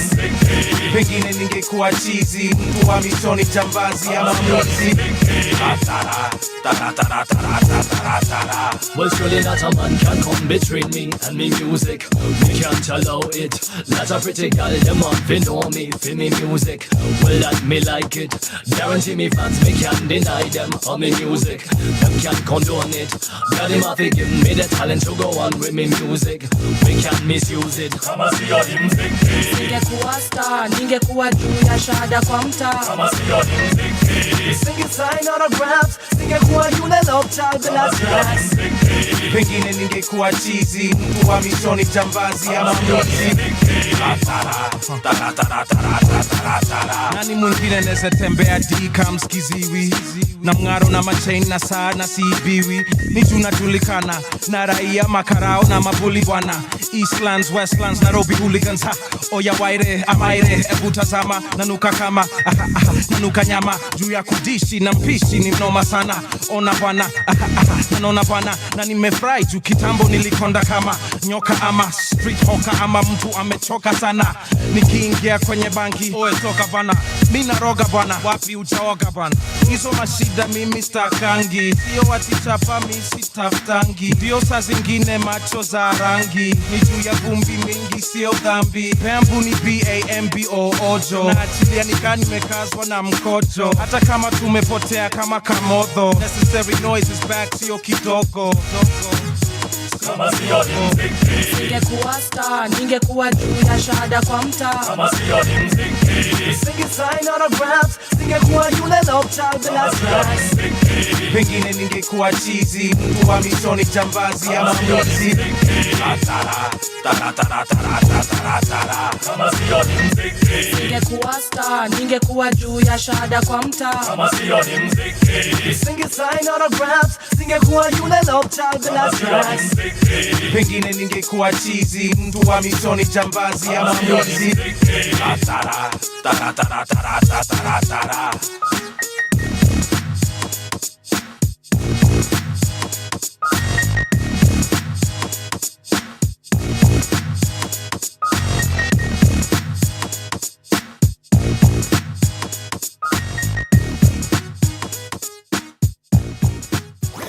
Your kind of music, all day, all night, right here on your only station, Power Radio. Ladies and gentlemen, welcome back. Sisi tuko story hapa hadi we've married each other. Tusha trend on Mpasho. So many things are going on. Ladies and gentlemen, I still have Dr. Zippy in the building. Zippy maze. So many questions. And you had started by saying there are things one would post na watu wako isi Kristo, but wewe uko that has nothing to do with salvation, yeah? Yes. So you've sort of managed to work around subjects that a lot of people would find minefields. Unajua uko siendi, but wewe uko ni wapi kunaendwa na unatuongoza. And I've seen this with your works.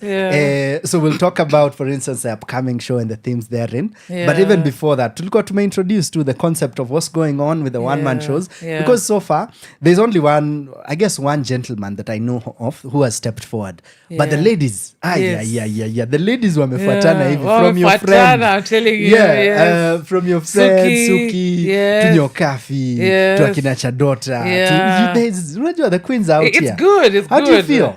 I think I'm very excited about this.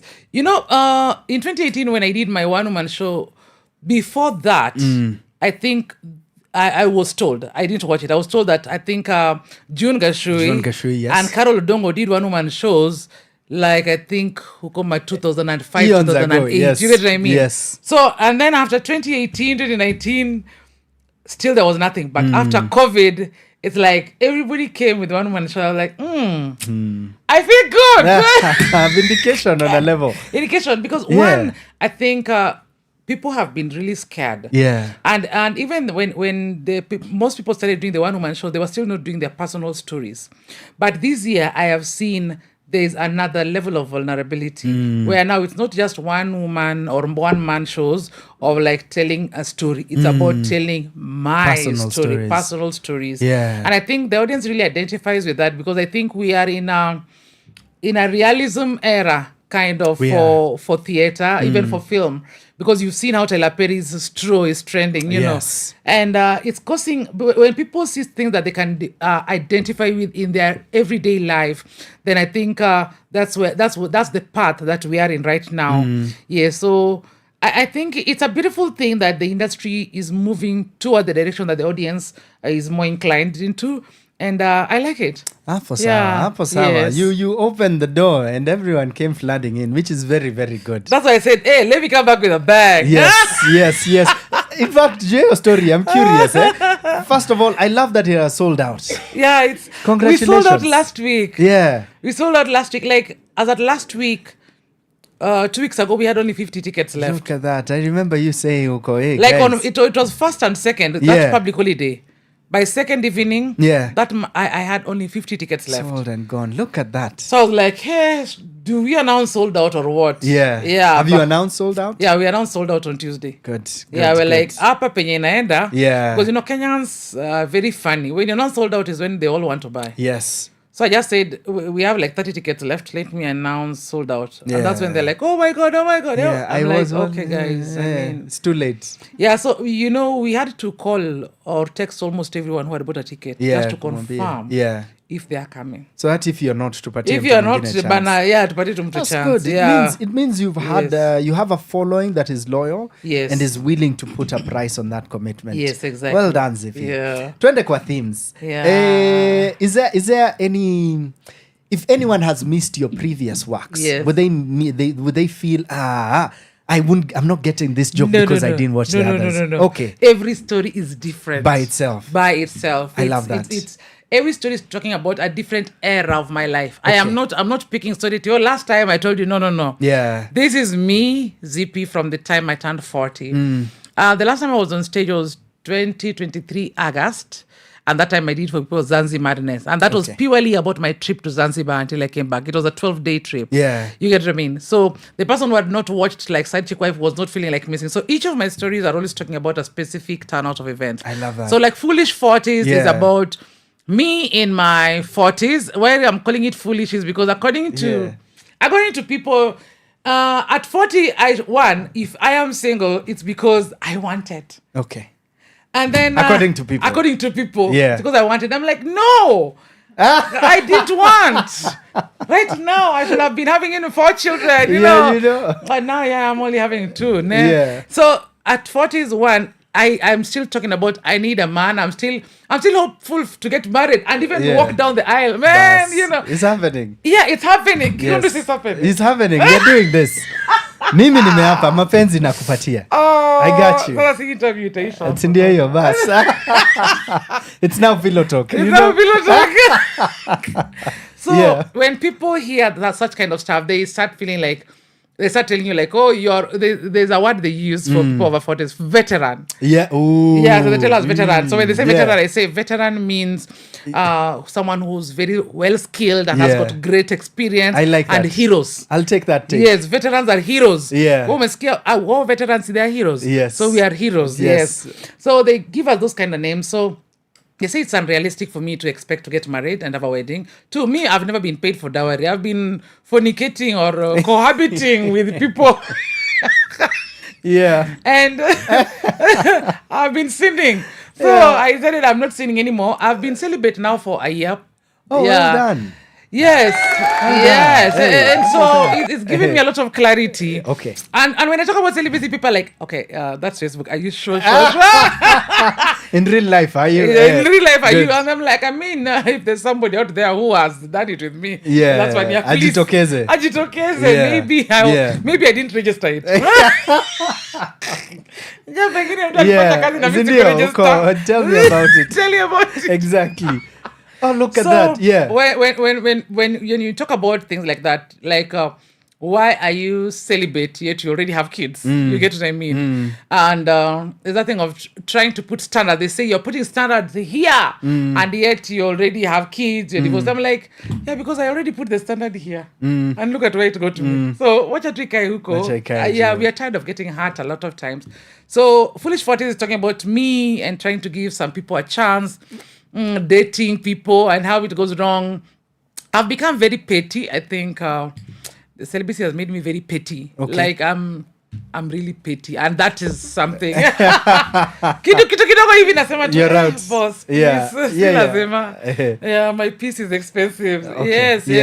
Yeah, exactly. I'm so petty that if somebody says they're interested and we start talking, then one day they go 24 hours without talking to me, I'm like, hey, you're out. Yes. Okay. I'm petty. Hey, yes. hapo sasa ndio hapo sasa. Hey, I'm like, how can you? Hapo nitangangana. How can you go 24 hours without talking to the love of your life? You know? The apple of your eye. You know? How can you go 24 hours? For what reason? Yeah. For what reason?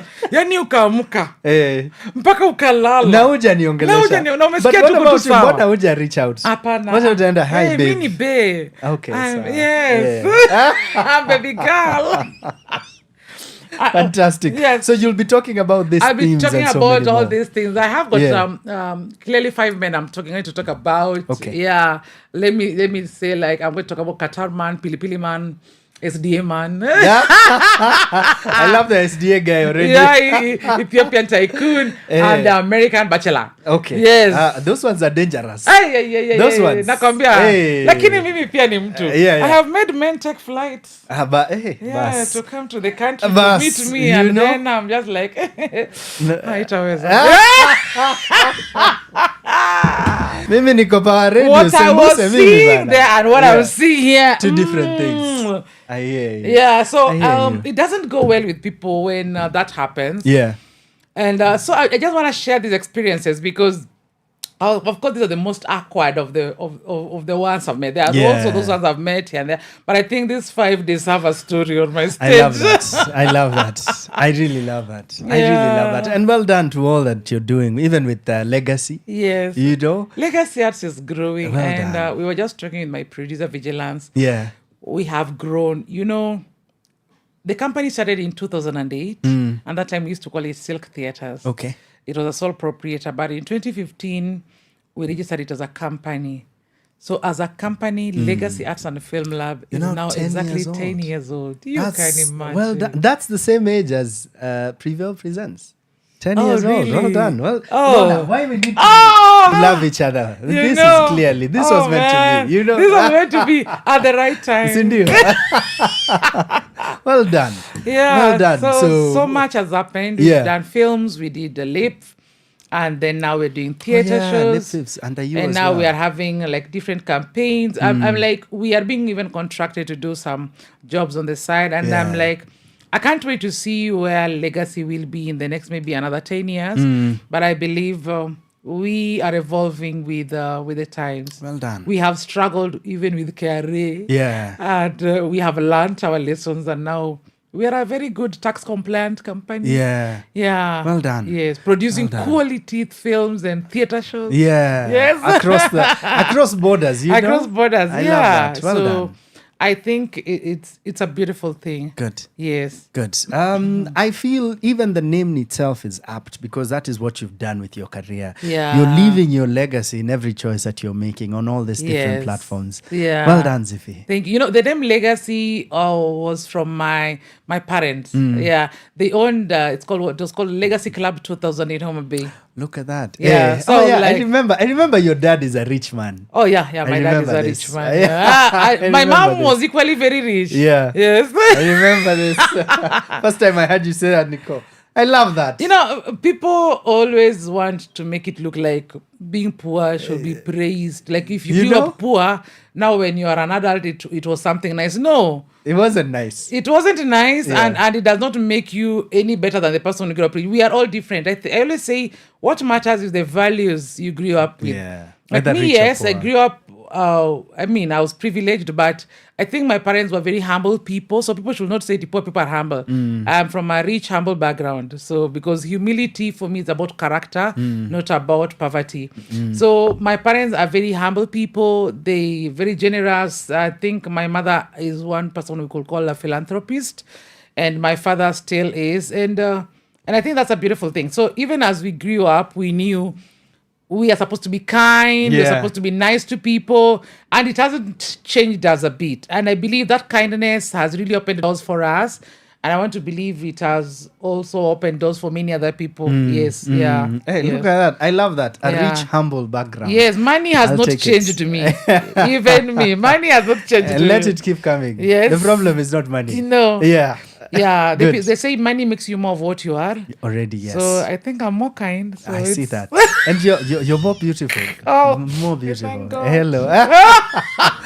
Asante sana Zippy. You and I could go on for hours and hours. Yeah. Mine is to celebrate what you're doing. Well done on your show. Yes. Wale mazee wamege ticket, lucky enough to get theirs. Yeah. Well, don't worry. Zippy has something cooking for everyone else who hasn't. Would you like to tell us where?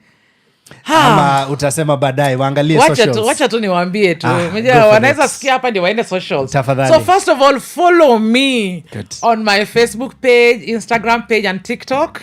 Yeah, follow me. It's Dr. Zippy Okoth on all those pages. Facebook is where I've not added the doctor. Facebook is Zippy Okoth, but on TikTok and on Instagram it's Dr. Zippy Okoth. Follow me there. The show, when we realized it sold out, we decided we are going to record it and we're going to put it on My Movies Africa and maybe many other platforms where you can purchase it for a one view. It's called what? One off view or a lifetime view. Okay. When you go there, you'll see the prices. And so, I mean, you can also get Otis Janamo there. You're going to get Midlife Crisis on My Movies Africa. And you'll find a lot of my works out there. We are also going to be releasing my previous one-woman shows like Mama's Mira, Side Chick Wife, and Zanzi Madness. I think it's time. Legacy is 10 years. So why not show people what we've done all these years? But just keep it on my page so that you can always know what's cooking. We are done. When we're done with this in October, we're going to have another mega campaign about image and self-worth and self-esteem. So yeah, I believe we'll come back here to talk about it again. Tafadhali. Yes. Hiyo nangoja tena sana. Mazee. Well done, Zippy. Well done. Ladies and gentlemen, look at that. Like I promised you, sunshine itself in the building. Dr. Ukiniita sunshine Zippy. tena tutaita pasta. Bas, it's happening. It is happening. No, it's always a good time to see you. Always a good time to be with you. I think you're worth celebrating. I love what you're doing. The legacy is strong and the company is strong as well. Well done, Zippy. Thank you. Endelea kila kitu nafanya. Yeah. Stay as beautiful and as sunshiny as you are. Thank you. And you're doing a great job. Asante. I mean, you're very consistent. You are among the first men to do one-man shows. Yes, this is true. Thank you. Yeah, and I noticed. Just so you know, I noticed. Ni mapenzi. So I think, and even when the industry was really tired, Martin, you kept on. Yeah. You kept on. I think the other time you won the what's most prolific. Yeah. Because you kept going on. We were like, okay, This guy is still guy pushing. Is still pushing. Thank you for remembering that. Yeah. I think you're doing really a good job. You're really passionate about it, and it's cool. Asante. Yeah, we need more of that because of that in the industry. I always say our industry is not. It's not like a backup plan. Exactly. We are here because for us, this is the only plan we have. Hakuna plan B. Hakuna plan B. So if you have a backup plan, go to that plan. Because wrong industry. Hapa ni ngumu. Yeah. Hapa you can only make it if this is your only last option. Yeah. Asante sana. Thank you. Thank you for seeing me, but unajua wapenzi huonana. Yeah, tutaonana. Wapenzi huonana. Ladies and gents, Dr. Zippy Okoth. Follow. Power Radio. Tune in and power up. Ho! Yeah. Toka kabila ukopa. Alfu mbili na nne.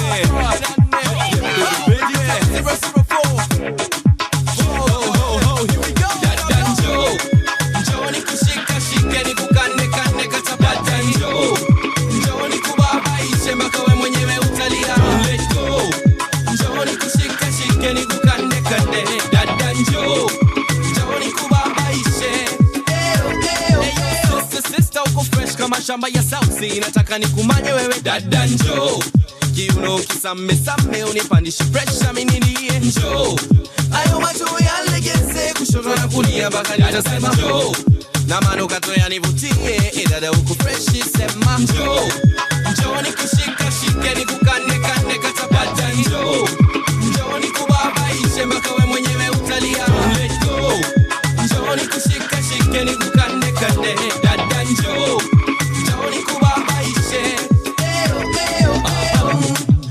nataka ni kushow brother ka approach manze kama breaky show kila wiki no nikampiga smile fiki kama kazero. Hey dada, what's your name? Looks like you got some game. Can you shake like you know for me? Wash baka dance flow kasi kasi danjo. Njoni kushika shike ni kukane kane kata danjo. Njoni kubaba ishe mpaka we mwenyewe utalia. Let's go. Njoni kushika shike ni kukane kane danjo.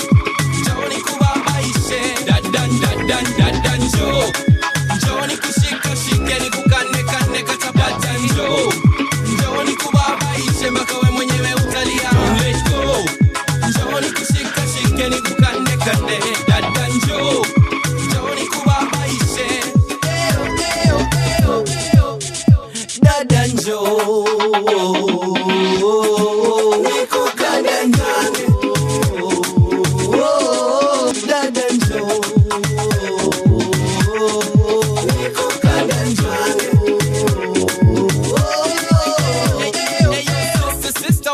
Kama shamba ya sauti nataka nikumanye wewe dada njoo. Kiuno kisame unipandishe pressure minilie njoo. Ayo macho yalegeze kushoto na kulia mpaka nitasema njoo. Na mano katoya nivutie dada uko fresh sema njoo. Njoo nikushika shike nikukane kane kata dada njoo. Njoo nikubabaishe mpaka we mwenyewe utalia. Let's go. Njoo nikushika shike nikukane kane dada njoo. Njoni kubabaishe dadan njoo. Njoni kushika shike ni kukane kane kata njoo. Njoni kubabaishe mpaka we mwenyewe utalia. Let's go. Njoni kushika shike ni kukane kane dadan njoo. Njoni kubabaishe. Your kind of music, all day, all night, right here on your only station, Power Radio.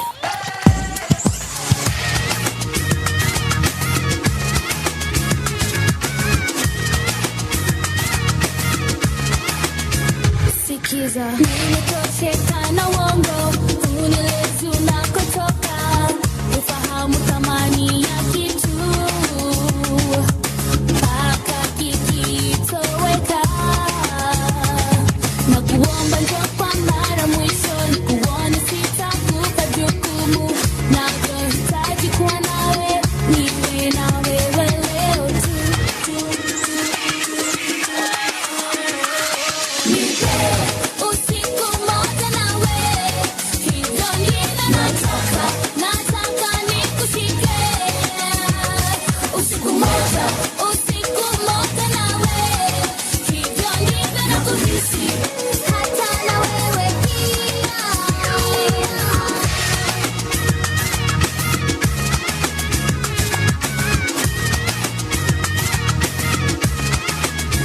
Na sasa waniambia bado wanipenda, huku niacha niende, nasikitika bibi yako imechelewa, penzi limekwisha, haina haja ya kungoja, naimba nikufahamishe, ninavyohitaji kuwa nawe, niwe na wewe leo tu.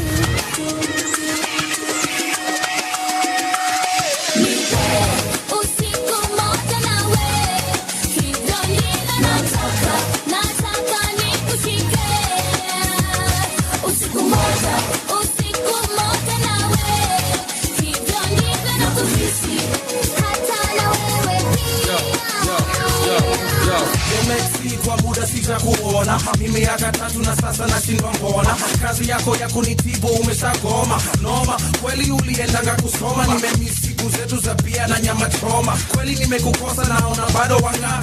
Siku moja ingine ni sawa inatufaa.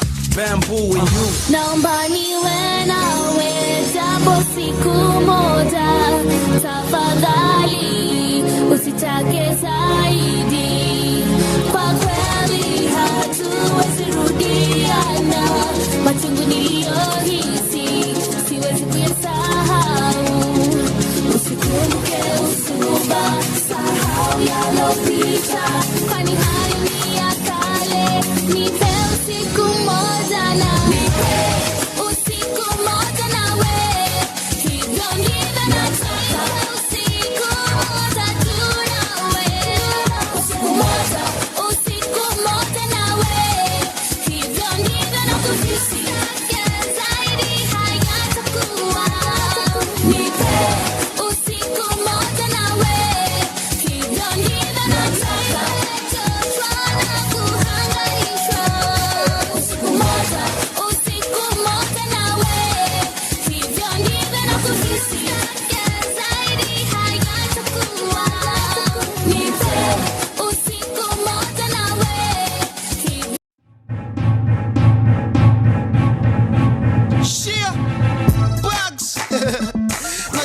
Your kind of JB kama kawaida man. music all day.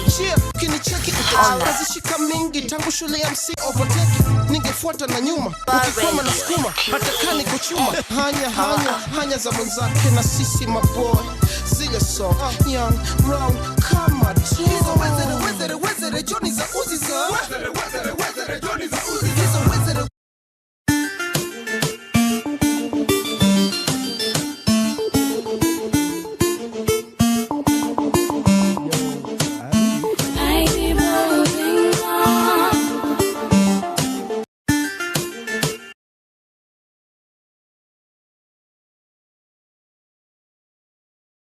Gents, welcome back. Technical H kiasi, but naendelea na riba. Good to have you right here. We had queens tukianza, and now we're about to be joined by another queen. And gentlemen, with us, we have superstars in the building.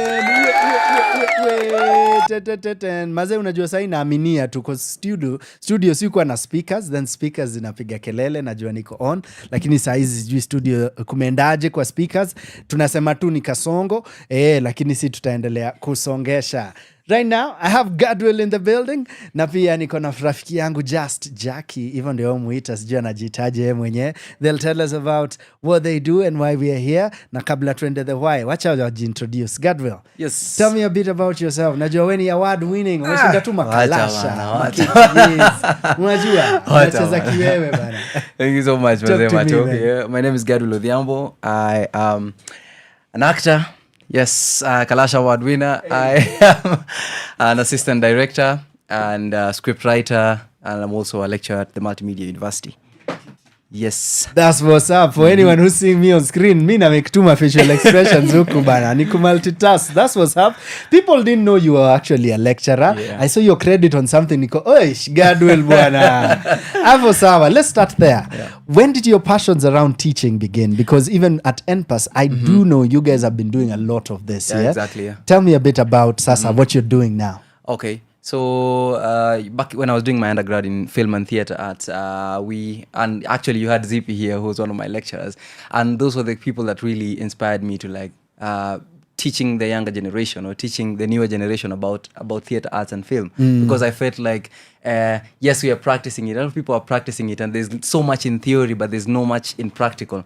So I decided, you see, that's a niche, that's a gap that I could go in and just try and motivate people that are maybe younger than me or younger like me to at least have the papers and also have a bit of an experience and exposure on what theatre arts and film is. That's what inspired me to start teaching. Yeah. I really like that. Unajua what Zippy has told us? She's told us, maze, sisi kawaida practitioners without papers, when it comes to money, you guys on another level. Yeah. As long as umesoma, there is definitely a difference. Do you think so? That's true. It's very true. Yeah, you wouldn't disagree. In some spaces, they do speak for you. And when you speak... you know, when I walked into a classroom, some people think, oh, tunatoshana. Yeah. So you start speaking and then they realize, oh, there's content. There's a difference there. I love that, maze. Hey, what about you, Jackie? Let's build, bana. Mimi nakujua, toka mbali sana, but build it for us, please. Yes. Naitwa Jackie Mungai. Just Jackie Mungai. I'm an actor, professional actor. Okay. And a student at NPAS, Nairobi Performing Arts. That's what's up. And that's me. Look at that, maze. I love the growth that I've seen in you over the last couple of years. The first time I met you, were you part of the ensemble? Yes. Yeah, Sindio. Yes. Yeah, I think that's the first time I met you. Sindio. And a student as well. Yeah. And I'd see you with a camera a lot. I think that's how we started talking. Because I was like, oh, I love that you're constantly with the camera. Yeah. I think we could do something there. Yeah. And well done. Look at you now. You're on billboards. And posters. Yeah. Out here, how does that make you feel? Is there the pressure? There's no pressure. No pressure at all. It's in your lane. Kwa sababu pia mimi nimeona growth yangu, so na enjoy the process. Yeah. Good. Let's talk about that growth, yeah? From the beginnings to where you are right now. What would you attribute to that? Because this is a practice, so of course being in the game and doing this helps. But what other things do you think help with that? Is it you standing beside others playing and watching them? Ama etc. I'm actually going for classes and all. I'd say it's me wanting. Okay. I've always wanted. Good. Every time I reach out, Yes. Yeah. So you're always opening doors to try and see if you can grow. Yes. That's what's up. Najitumanga sana. Good. Industry inapenda watu wa kujituma. Wakiuliza who will dance that, I will. Yeah. Who will, I will. Yeah. Yes. I love that, Maze. Hapo sawa. I am curious about the language aspect of what we'll be doing with the Ngugi wa Thiong'o play. I can't wait to hear that because I know you are in one of the speaking roles. Yes. So I don't know how you feel about using your tongue to play, but wacha kwanza ntupie hiyo, my friend over here. Gad, yes. Are you on stage for this one? No, I'm not on stage. What's going on? You know, Uko, you've won too many awards. Come good, bro. It's because we were looking for authentic Kikuyu speakers. Yeah. Because it's an English and Kikuyu show. Okay. So we had to make sure that all our actors are speakers of Kikuyu. Yeah. Yeah. So it's I had to step back a bit also Okay. to see how and to give also way to other actors as well. Okay, I love that, Maze. Sawa. It's a beautiful experience. Is this why I didn't get the call? Well, because Stuart was like, hey, Stuart was like, you need to lose some money. Ulituambia schedule. Sisi we all about schedule. Yeah, schedule is everything. Yes. That's what's up, man. Congratulations. Thank you. In what aspect are you on board for this one? For 12 Kimathi, I am the assistant director. Yeah? Yes. That's what's up. What does that really mean? For real. Because on the ground, I do know it's busy. Yes. But from someone out here, when they see that, they're like, okay, so what is that? Ideally, it's... You have to buy into the vision of the director. I love that. Of course. Yeah. We have to sit together and plan, okay, what are we doing for this play? What changes are we making for the play? How is it relatable and accessible to an audience in 2025? Yeah. Because remember, when the play was written, it was written for that particular audience, for functionality of that particular audience. But now we're in 2025. What does that mean for us? For me as an assistant director and the director, we have to make it be accessible for the cast and for the audience. So mine really as an assistant director is just to buy into the director's vision and to make sure that what he wants to communicate to the play, what we want to communicate as a production or as a company is accessible to our audience. I love that. So it's support, guide as much as you can. Jackie, tell me a bit about, yes, we'll speak about the language, yeah? Because nimemulika kidogo, yeah? But yeah, tell me who else is in the production? Who else is in the play? We have Toita Mwangi, my co-star. Yeah. We have the lead, that's Bilal Mwaura. Yes. Yeah. We have Lydia Gitashu. We have Crawford Students. Okay. We have Polian. Okay. Yeah, Polian Jerry. Polian. Yeah. We have... I saw Abu in there. Is Abu part of it? Mike. Good. So yeah, quite a number, Maze. Yeah. How's the language though? Kikuyu na wakimbiza? For me, yeah. Haitukimbizi in general. Haitukimbizi. I wouldn't say. Yeah. For me, it's quite advantageous because I'm a half caste in the play. Okay. I'm both Masai and Kikuyu. Oh, that's fantastic casting. Yeah. I see it. Yeah. So yeah. No. I'd never thought of it. So I have the freedom of not speaking it fluently because I'm a half caste. So I have to learn Masai as well. Okay. So we have 3 languages. That's English, Kikuyu and Masai. I didn't know that, Maze. In fact, casting crew ya Shanga bana.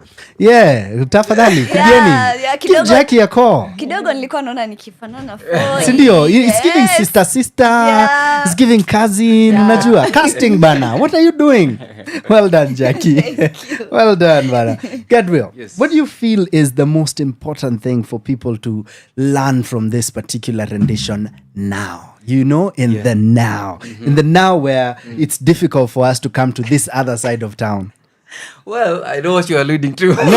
And that's why I'm not simuliki sana. But okay. Against all the rumors, yes, we did not pick this particular play because of what is happening. I hear you. Yeah, we picked it because of the creative, we have to do a particular show, and a good show at that.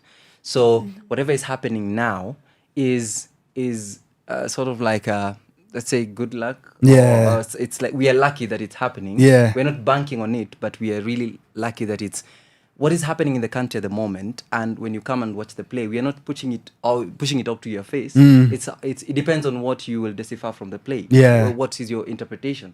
Okay. So people like Ngugi wa Thiong'o, the late Ngugi wa Thiong'o wrote the play with the particular ideas of what was happening then. But you see what is happening now, it's not much of a difference. Really. Yeah. It's just the color changed. Yeah. Exactly. So from the audience, we just expect you to see what happened then. Yeah. And can you use that? Can you use the message to change what is happening now? I hear you. Yeah. I hear you. And I really appreciate the way you put it. Just to remind us. Naona Pauline. Poliana anasema niko live.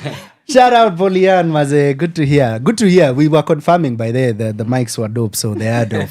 Asante sana. No, it's good to see that because in some weird way, at times it's in the zeitgeist. Najua, you guys didn't know he would be passing at a certain point. You guys didn't know Kasongo would be doing the thing. So, hey, it is what it is, man. I hope it works in your favor in so many ways, bana. Ndio mimi tumeweka check yangu bana. Unajua.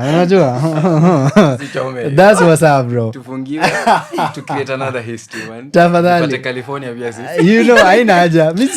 Kenya ni nyumbani. Sina kwingine kwa kwenda. You know. That's what's up. Ladies and gentlemen, I'm here with the cast of The Trial of Dedan Kimathi. You know who? We'll be telling you the when and the where, and we'll also be telling you who's directing it. And I'll have the director and assistant just sitting with us, talking a bit more about this particular production. For now, let's go into music. Polian, mazeka unaka request. Ongelesha nani? Ongelesha Kigondu, I got you, Queen. Let's go. Right here on your only station, Power Radio. Your kind of music, all day, all night, right here on your only station, Power Radio. And I feel myself,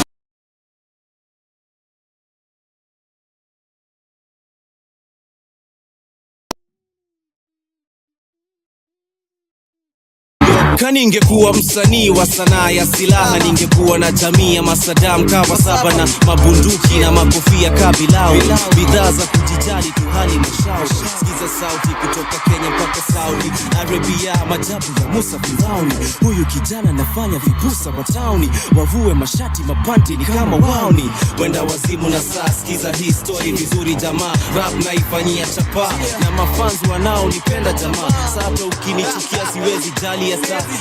Kawe ni MC, stick to the wax. Unafaa kuweza kutumia hip hop na other tracks. Sikuchukia wadhiju wanatawala industry, na we bado uko chini. Kabla jina yako grow jipe miaka 8. Kalazman kutukane ndo ujulikane. Hip hop ni culture ya love, usisahau. Pole kukwambia sikuchuki na kudharau. Tuendelee ama tusiendelee? Tuendelee ama tusiendelee? Tuendelee ama tusiendelee? Tuendelee ama tusiendelee? Nasikia kuna MCs flani wametutusi, hatima lyrics zetu mazeni za upuzi. Na heri sisi hao wamejana virusi, kumangana kila mahali kama mambuzi. Na ningekimia ningenyamaza singejali, ni venye rap to nilianza uchangani. Ukalimani, ukaliani, uhali gani? MC lango la kuroga ni kupata mali. Matamshi ya changanya kama lugha ya Punjabi, kukubaliwa na wanati hata na mababi. Wacha kujidumize hatari, kusema na mimi nasema lakini tuni safari. Tuendelee ama tusiendelee? Tuendelee ama tusiendelee? Tuendelee ama tusiendelee? Tuendelee ama tusiendelee? Tuendelee ama tusiendelee? Tuendelee ama tusiendelee? Tuendelee ama tusiendelee? Tuendelee ama tusiendelee? Niaje bro, niaje sister, tunawacheki.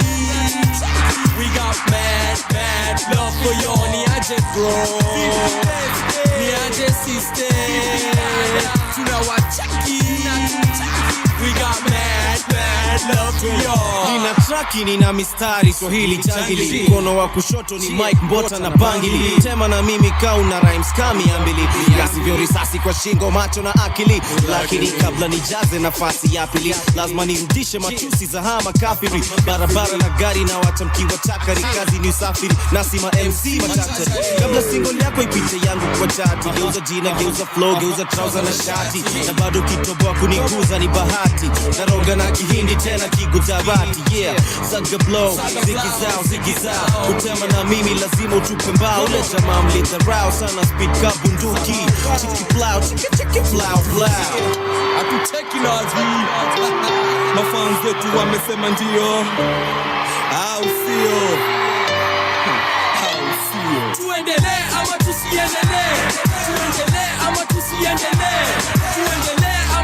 iendelee, tuendelee ama tusiendelee. Niaje bro, niaje sister, tunawacheki. We got mad love for you. Niaje bro, niaje sister, tunawacheki. We got mad love for you. Niaje bro, niaje sister, tunawacheki. We got mad love for you. Niaje bro, niaje sister, tunawacheki. We got mad love for you.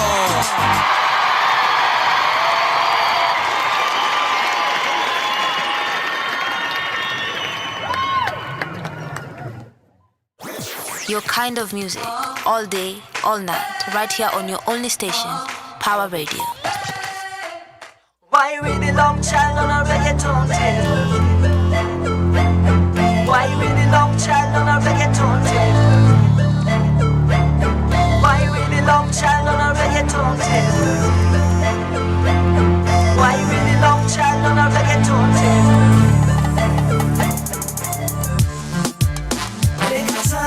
Make a choice, put your girl, make a choice. Why really long child on a reggaeton tape?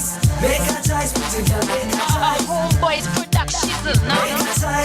Make a choice, put your girl, make a choice. Why really long child on a reggaeton tape? Make a choice, put your girl, make a choice. It's me or your ex-boyfriend. Make a choice, put your girl, make a choice. Your answer to me will be a choice. Make a choice, put your girl, make a choice. It's me or your ex-boyfriend. Make a choice, put your girl, make a choice. Your answer to me will be a choice. Make a choice, put your girl, make a choice. You're not a fool when it comes to your little antics, all your sneaky ways and your little smart tricks. Don't you know that me was a player for you met me? All the games that you play, them are not new to me. When me met you, girl, you didn't have a penny to your name. So call on me time to take away all your pain. Know your ex-boyfriend, him that you're thinking. Whether staying with the love child is not the real thing. Think hard about your principle. The choice you're making for now could be critical. Just remember, be wise when you're choosing. In the long run, it's you abusing. It's me or your ex-boyfriend. Make a choice, put your girl, make a choice. Your answer to me will be a choice. Make a choice, put your girl, make a choice. It's me or your ex-boyfriend. Make a choice, put your girl, make a choice. Your answer to me will be a choice. Make a choice, put your girl, make a choice. What you think about the reason that you left him? All of the promises he left with. Think about the feelings in the heart that he messed with, and all the grief you are blessed with. Don't take a wise man to realize him not deserve you. He can't guarantee a love that doesn't hurt you. He can't turn back and claim that he loved you. Only move around and say that he never loved you. The ball's in your court now. Take your time, think about what you want now. Only time that you got now to make a choice. Make up your mind, opportunity not come twice. It's me or your ex-boyfriend. Make a choice, put your girl, make a choice. Your answer to me will be a choice. Make a choice, put your girl, make a choice. It's me or your ex-boyfriend. Make a choice, put your girl, make a choice. Your answer to me will be a choice. Put your girl, make a choice. You're making should be wise, not the worst that you're making. The choice that you're making better be wise, not the worst that you're making. The choice that you're making should be wise, not the worst that you're making. The choice that you're making better be wise, not the worst that you're making. If you know you got a boyfriend, make a choice. And your ex will come around, make a choice. Make up your mind, you can run around, make a choice. Bring together better, make a choice. If you know you got a boyfriend, make a choice. And your ex will come around, make a choice. Make up your mind, you can run around, make a choice. Bring together better, make a choice. For me or your ex-boyfriend, make a choice. Make a choice, put your girl, make a choice. Your answer to me will be a choice. Make a choice, put your girl, make a choice. For me or your ex-boyfriend, make a choice. Make a choice, put your girl, make a choice. Your answer to me will be a choice. Make a choice, put your girl, make a choice. For me or your ex-boyfriend, make a choice. Make a choice, put your girl, make a choice. Your answer to me will be a choice. Make a choice, put your girl, make a choice. For me or your ex-boyfriend, make a choice. Make a choice, put your girl, make a choice. Your answer to me will be a choice. Make a choice, put your girl, make a choice. Why really long child on a reggaeton tape? Why you really long child, don't know that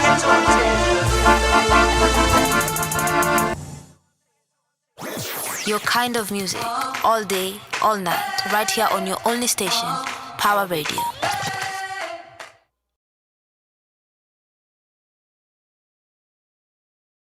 Power Radio. Tune in and power up. Yes, sir. Ladies and gentlemen, look at that. Look at that. Yeah, we're preparing to put up we're not calling it an ad, are we? Yeah, it's not an ad, Stuart. Yeah, but a reason for you to show up at the National Theatre. I've told you the where, I'll tell you the why. You already know the why. I bet you already know the why, but I'll tell you the where, and I'll let our guests do everything else. Ladies and gentlemen, we give you award-winning directors. Let's go. Hey, that's what's up. Karibu sana, Stuart. Thank you very much, Martin. Good to have you in studio. Thank you. It's good to be here. Yeah, man. Pole, the other day we couldn't have this because of the passing of Ngugi.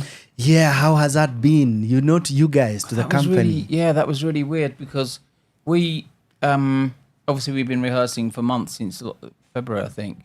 And he was like involved. Like the same as when we did Gay Cadet. It wasn't like an author or a playwright who, you get the rights to do their show and then you never hear from them or they're not really interested. He was actively involved, and we were, talking to him about how we should do bits. What does he remember? One of the things came up was what's the timeline in between the scene in the forest? How long before was that the rest of the play and the flashback? All of that. And we had a rehearsal on the Saturday, and he called just before the rehearsal to check, how's it going, that kind of thing, and we were just updating him, and then he passed on the Wednesday. So oof, that was heartbreaking news. I bet for you guys really even more. Shock. It was. I mean, I know he's not, but he wasn't in the best of health, and he hasn't been for a while. But he was very vibrant and chatty. He wasn't feel like that was going to happen. Oof, for a lot of us, especially with the timing of it, even with everything going on, that was super. All is well. So rest in peace, Ngoke wa Thiong'o. Your legacy continues, especially in this works, I dare say. Let's talk a bit about that, but even before we get into the flesh of the work itself, this collaboration I like here. So at what point do you go, Gadwill is a very good deputy in a way. At what point do you notice this? God, right from the beginning. I think it's... What's the first project you guys did together? Betrayal in the City. Betrayal in the City, Betrayal? Yeah. No way.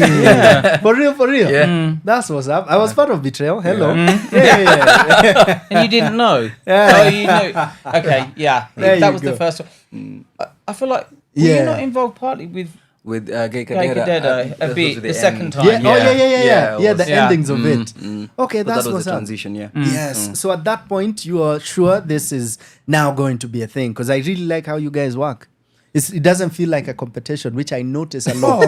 Really? No, I notice this. I'm in, yes, I'll say it. I'm in a rehearsal right now where I feel particularly the stage manager is competing with the director consistently, and you're like, yo, bro, it's not your vision, just chill.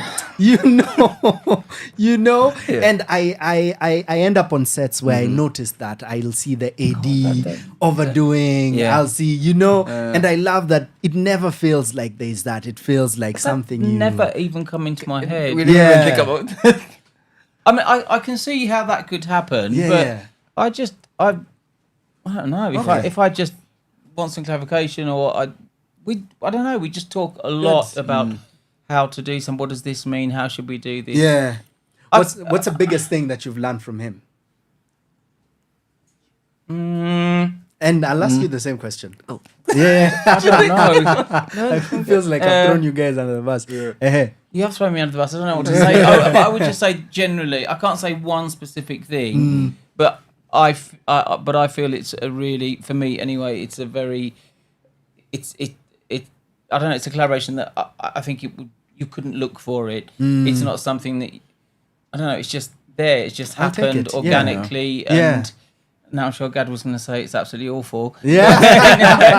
but I just feel like rely on him. And what I like as well is that I thought that with some deputies, if you like, they would feel that they can't, if they have an idea or something, they feel they can't do it. Bring it up. I feel like it's a very creative collaboration, and I like it that, actually generally I like it when actors feel that they can say if they want to do something or don't want to do something, and I know that Gadwill feels that he actually doesn't even ask anymore, just steps up and starts changing things, which is fine. Yeah. I don't know, it just works really well, I I think. like that. Yeah. Then I guess therein lies the lesson around how good partnerships work. I think it's just I don't even think Secret. about it. That's the secret. That's the secret. Yeah, then. it's like, okay. Oh, good. What about you? Anything you'd be like, okay, I think this has come from this. Here we go.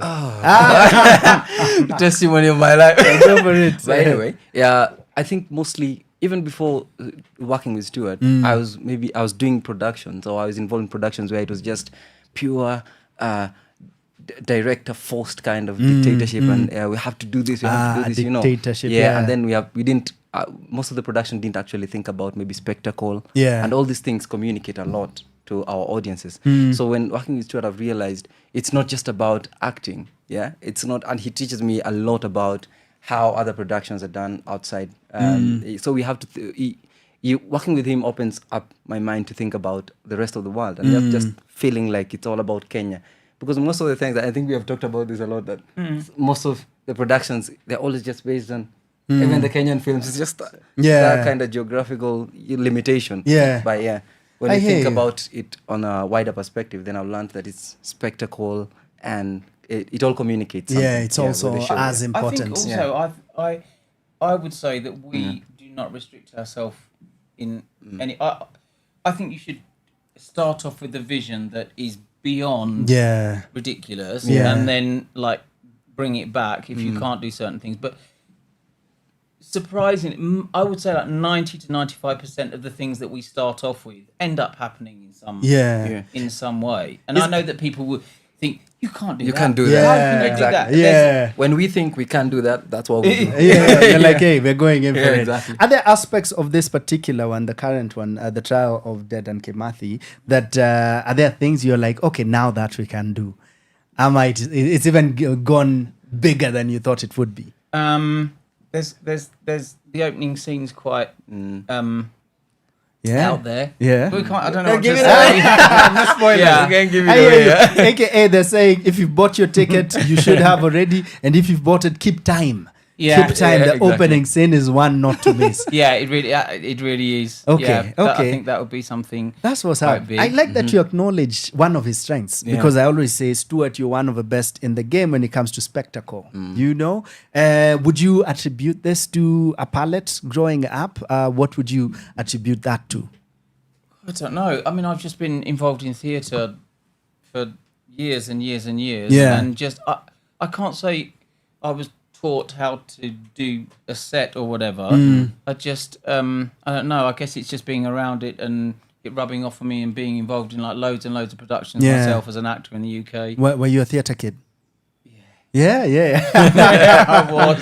I got guilty as charged. I hear you, man. I hear you. Okay, Gad. Yes. Let's talk about I don't know a better word to use, especially because the director is a white man, the authenticity of the choices being made on the ground.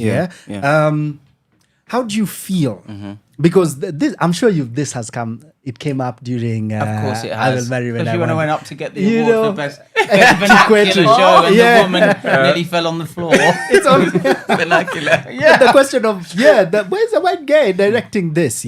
But yet I have found myself in a production with you guys where I was part of the crew, I was part of the actors, and I was like, anytime that question came up, I was like, no, we're just doing work, This work, it doesn't matter where you're from. But I believe it's always good to also have inside perspective. So would you speak on that in terms of approach? Because there are things Stuart has felt as a human being that the characters feel here. And there are things he's seen out there, the characters see here. And Goge wrote this in such a poetic way, and I'm sure we can't forget her. And I'll ask about that as well. But what would you say about that? The white director directing Ngoge Odhiambo play? And Actually, don't forget that I'm not also Kikuyu. Exactly. So it's like two people directing a language they don't speak. Yeah. So at the end of the day, Martin, remember, colonialism and the oppression happened and the effects were felt throughout the country. So we can't particularly say that it's this group yes, alone. it's a group, it's a particular group. Because if people are fighting for Kenya, if Dedan Kimathi fought for Kenya, he fought for a whole Kenya. He didn't fight for a specific people, for a specific group of people. So that is what really, in fact, that's what motivated me to like, I know I don't speak it, but I feel like it's for all of us. It's for the whole Kenya. Yeah, and having Stuart as the director, and of course there's bits about the actors feeling, maybe can we change this because that's what we feel of our perspective. But remember, we as the directors also have to put in our creative input so that it works for audience now. So that's what I think gives me more motivation to turn down the actors and say, okay, yes, I know you're feeling the pain, and I know you're communicating something, and I can feel your pain because I'm part of you. But then we also have to put in the creative input, and that's when he comes in. I love that. I love that, because no one can own trauma and just say this this trauma is ours and ours alone. I love that, Maze. Stuart, I wouldn't put a spotlight on you when it comes to casting, because you can it is well. You can. No, I'm kidding. No, the casting is great. Tell me what you love most about the team that you have pushing this particular narrative forward. Okay, so talking about the casting, AKA just talk to us about your cast. So the cast on all of our shows, I know there's a general idea that we kind of use the same people for everything, but it's really not true. I would say that our cast come from different places. Like some people we've worked with before, obviously Bilal, and some other people, Jackie. But then Jackie also auditioned. It's not just a given that because someone's been in the show before, they'll get it. And we have a lot of people that do come in and audition that have been in our shows before, and they don't get this one. But for me, I actually feel like casting is one of the things that is kind of underrated generally. I agree. And I think if you get... Actually, a director in London told me once, if you cast a show properly, you won't really have to do much as the director. And it's absolutely true. You know, if we're doing, what can I say, like, even something like Mgonjwa Mwitu that we did Alliance in October, if someone like Wakio, if you put her in that role, she just kind of does it. So if you know, or what you did, obviously, what you did in Betrayal in the City, or, you know, or Gay Kadeda, if you get the right casting, it makes it so easy. That's such an important lesson. And so some people we've worked with before, some people audition, some people I really have seen in other things and I would really love to work with, like Thwita, I wanted to work with him, and Fisher actually, who was in Mgonjwa Mwitu. Not in Mgonjwa Mwitu, what was it? The most recent was in Mgonjwa and Vienyeji. Oh, he was in Vienyeji. No, he wasn't in Mgonjwa Mwitu. He was. Oh yeah, he took over on the tour. Sorry, and Vienyeji. Yeah, that's how you know these guys are like super successful. Like, which one of our successes? We keep going. Okay, there's been quite a lot recently. Yeah. So, or somebody that I've heard of that I actually when I wanted to work with Senjan, and it was off the back of the what was it called? The one, the Jaleesa show that you did. Jaleesa show? Legends and... Which one is this? It was the one that Kings was and... Yeah, that one. Yeah, the boys guy. And I saw him for about 20 seconds, and... Okay, it's a funny story. So, it was when we were doing Gay Kadeda, and I just suddenly saw Googie's name come off my phone. I'd never spoken to him before. Yeah. And I saw Senjan on for about 20 seconds, and I thought... I've got to take this call. And then, but I thought he was absolutely brilliant. I'd never worked with him before. He's fantastic. And so we just put him in as in I'm Stingy as the lead in that. So it's a combination of things. Yeah. It's not, you know. It is. Yeah. No, I'm glad you answered that, because of course curiosities are always there. I get it. Of course, because of directing, but also being part of the industry, but it's always the outside voices. And I had Man in the Arena framed, like the whole quote, to just remind me it's never about what everyone else is saying. Exactly. Just being in there, do your thing, Maze, keep the focus in. Let's talk about the where. Where is this particular one being seen? How long? When can we catch it? Where do we get the tickets? It starts on 19th to the 29th of this month. Okay. Yeah, at the Kenya National Theatre. 19th is next week. Yes. Yeah, Friday? When you say that. Thursday. Thursday. It's a week today. So opens Yeah. Thursday. Next week, Thursday, National Theatre. There's opening night Thursday. And then, of course, you get the tickets at Kenya Bars. Kenya Bars. Kenya Bars is that's the lead. That's the lead platform selling the tickets. We also have tickets on Tikiti and View Tickets. Okay. View Tickets, Tikiti, and Kenya Bars. Yeah, exactly. Fantastic. So 19th to 29th. That's a long as 2 weeks, man. All the best. Thank you very much. All the best. It's a long experience it's a long week for a good experience. Yeah. That's what I can say. I love that. Yeah. A long week for a good experience. Yeah. So come, catch them. So many shows, but it always feels like too few once you start wrapping up. Exactly. But deep down, you're also like, yo, let's just get done already. But well done. Stuart, thank you. Why this play? Why Mishere Mogo Ngoge Bathiongo, and why now? Okay. I'm sure this is going to be a bit more of a boring answer than you would like. So what happened was... don't worry, I'm not here for controversy. after I'll Marry When I Want, we stayed in touch with Ngugi, and he was really keen for us to do a play of his called Mother Sing For Me that's never been done. So we started working on that, and we had these days booked at the National Theatre, but there was... that was a musical. I remember this. Yeah. Did you even read for it? Yeah, we did a read-through. You were there. You just said it, Nicole. I remember this. Yeah, okay. But there was a lot of work that had to be done. You know, in a musical, it's not like a play. There's all the choreography, all the singing, all the orchestrations and arrangements for the band and all of that. And because it had never been done, you know, there was some stuff that needed to be done with all the music and everything. And it was quite time consuming, and I felt that we were not going to be able to get it ready in time for this month. This was around January time, and I was in a reading of The Trial of Dead in Kimadi last year that Esther did. I did it a couple of times, and I just thought it'd be a really lovely play to do at some point. So it just came up that we knew that The Mother Sing For Me was not going to be ready By for then. June. Yeah. So then we spoke about it, and then you're like, that's the why not? Decided, Makes sense. I was wondering when I'm leading in a Stuart play, then I remembered we have that. Hey, I'm not worried. I'm flexing out here. Good. And finally, Gadwill. Yes. What's this play about?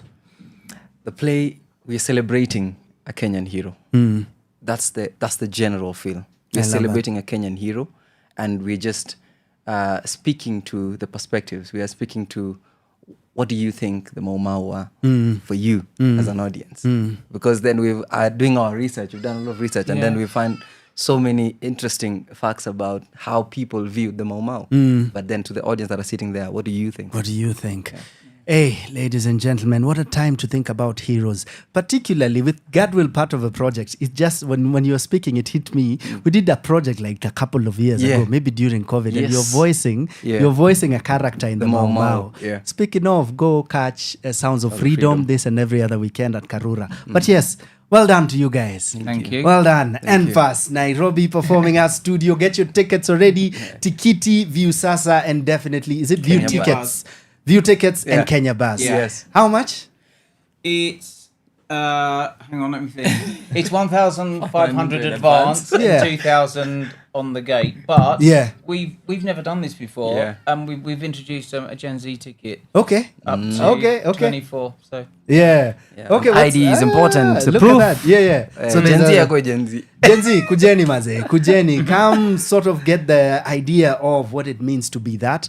Leading with a cause, or otherwise, ladies and gents, catch the show next Thursday, 19th, on to the following week, up till the 29th, which is a Sunday, right? I'll be there in the audience. In the audience. I'm humble enough to be in the audience.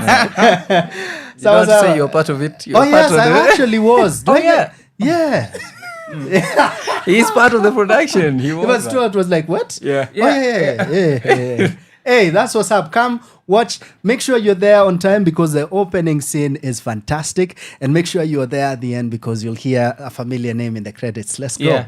Ladies and gentlemen, hashtag Kigondu is on center stage. Thank you for being here with us. If you're out there, are you safe? Talk to me. I have the last 15 minutes to myself. I'll tell you what's going on in the comedy scene at the cinemas And also right here, we'll also talk a bit of podcasting because I have news for you. I'll also be out on a break for a couple of days. Kwa hivyo tukirudia hii show mara kadhaa usichoke na sisi. For now, see you at the theaters. Let's go. The music is Your kind of music, all day, all night, right here on your only station, Power Radio.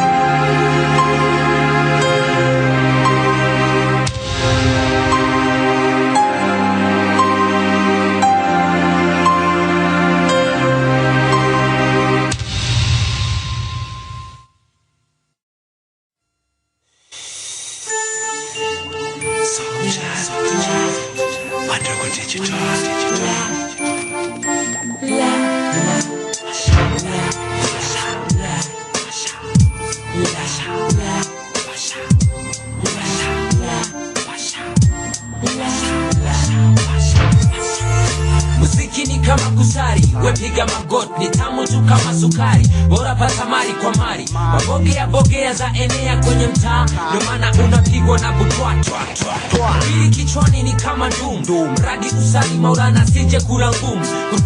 Nikure kupachika mistari ya hatari. Paileta awe promota unafikiri natamka na swa haswa unaswali. Siweni mkali hasa na hiyo hali, lakini napana ka serikali ya jana. Nikiwachana na wale wana maana, kila moja ni mzee utaki jina kijana. Usana na mimi nikapo sana na osana. Unatamaa lakini mimi nimekata. Kupata matako haulifuata. Kwa MIC nimekupatia ukiangalia kwa MIC nimekupatia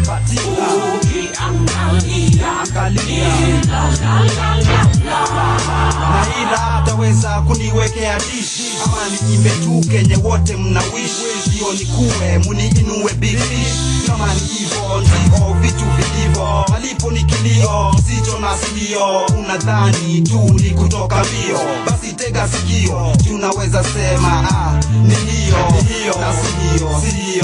Kila kiungo pata nafsi, kisha anza kujirusha kula dumnasi. Siweni mtu wa makamu na una elimu. Ona basi huigerevi hata ikitonga. Ishtum vigumu hadi katepanga. Ifanye uchi ukimbie hadi kwa mganga. Kwa Kiswahili na kwa Kiingereza ndo grabu tukiwaziri. Tofika kisirisiri. Kwa MIC nimekupatia ukiangalia kwa MIC nimekupatia ukiangalia Manze mamadena mashesho mikono juu. Machali mafadhena maguka mikono juu. Ni black tu na mandugu tu mikono juu. Vichwa mpaka miguu. Mamanze mamadena mashesho mikono juu. Machali mafadhena maguka mikono juu. Ni black tu na mandugu tu mikono juu. Vichwa mpaka miguu. Vile nazungumza labda inakuunguza. Chunguza sijiuza lakini sivipuza. JDTE nimeepuka zangu zikite zitafufuka. Na jara safara nikanaka na rap imejaa na kuchachachacha moto. Nikamkorogo sawa mchanga na kokoto. Na si msomo ni mkomo. MIC nimekupatia ukiangalia kwa MIC nimekupatia ukiangalia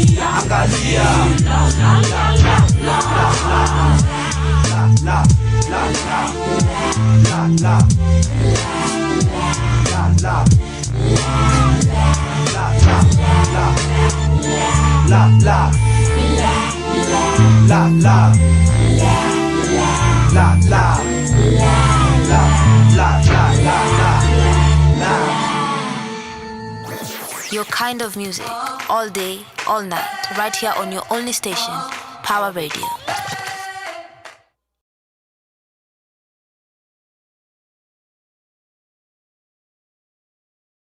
Power Radio. Tune in and power up. Yes, sir. Ladies and gentlemen, like I told you, we're in the kitchen, and right now what we're doing is setting up the trailer in a voice way, in an audio trailer kind of way for you. And even as we're doing that, let me tell you what's going on at the cinemas. Are you going out? Unaenda kuwatch Final Destination, Bloodlines. Unaenda kuwatch Sinners. Unaenda kuwatch Lilo and Stitch, which has done fantastic numbers at the cinemas. Unaenda kuwatch Mission Impossible, Guns Up, Karate Kid, Ballerina, which is heartbreaking because the sales are not as big as we thought they'd be. Maze, lakini pia How to Train a Dragon iko huku pia, na Mission Impossible vile tunuambia inazoza. For now, ebuskiza hiyo trailer. Let's go. Your kind of music, all day, all night, right here on your only station. Tukiwa Thiongo and Mishere Mugo's The Trial of Dedan Kimathi is coming home to the Kenya National Theatre. See Kenya's struggle for freedom come alive on stage from the 19th to the 29th of June. Tickets available at Kenya Buzz. Yes, umesikia maze. Stuart and the team were right here not too long ago, and I'll go check them out this 19th. It just happened by chance, guys. It just happened that at this season they decided to do this particular one. Everything is going as it is going right now out there. It also just happens, and Goge decided to pass. Maybe it's not a decision, but life did what it did, and it is he's now a legend gone, maze. So it just happened. So come celebrate a hero, come celebrate heroes. Mishere Mugo pia maze, we see you Queen maze, ata wewe pumzika vilivyo maze. God bless you guys, you're doing important work. So go check them out at the theaters this Thursday the 19th of June up till the 29th maze. Tutakuwa huko tumechocha mbaya sana. Opening scene ingine muenda tena sana maze, na pia pale kwa credits go and hear everyone who's part of that project. Let's go. Your kind of music, all day, all night, right here on your only station, Power Radio. Skiza trailer, mambo mbaya tena sana. Again, The Trial of Dedan Kimathi by Ngoge wa Thiongo and Mishere Mugo. Let's go. Power Radio. If I die not for a flag, nor for a name. I die for Kenya, where no man, no woman, no child shall be hunted down by the greed of another. Fight the systems that link the blood of workers and peasants. Tear down the walls of tribe and let us climb together toward the mountain top of our nation.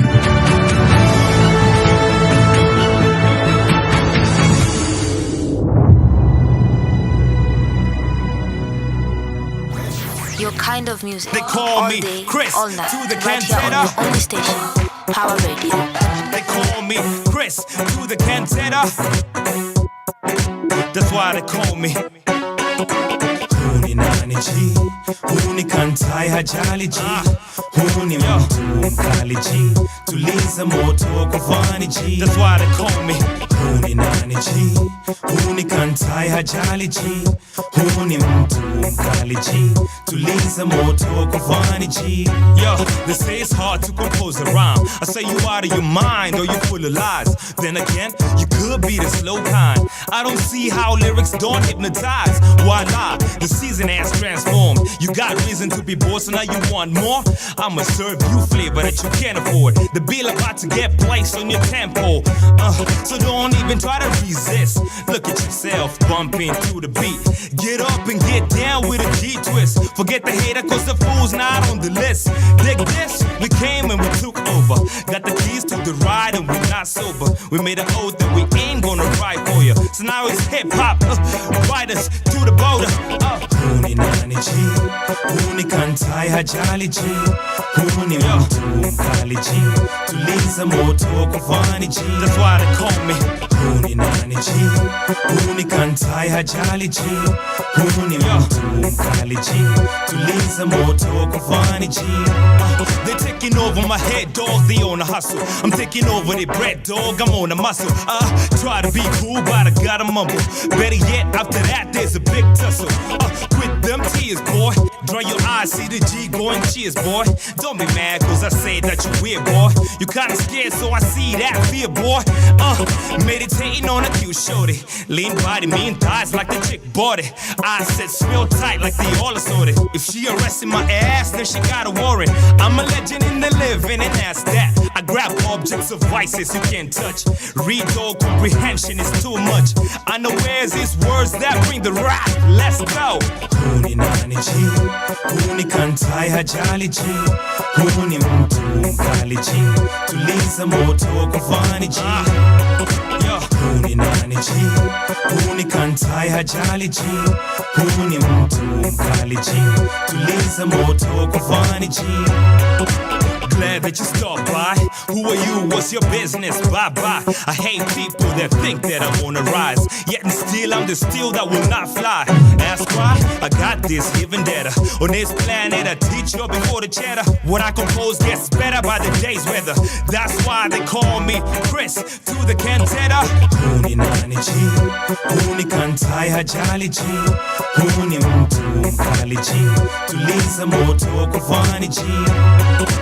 Huni nani G, huni kantai hajali G, huni mtu mkali G, tuliza moto kufani G.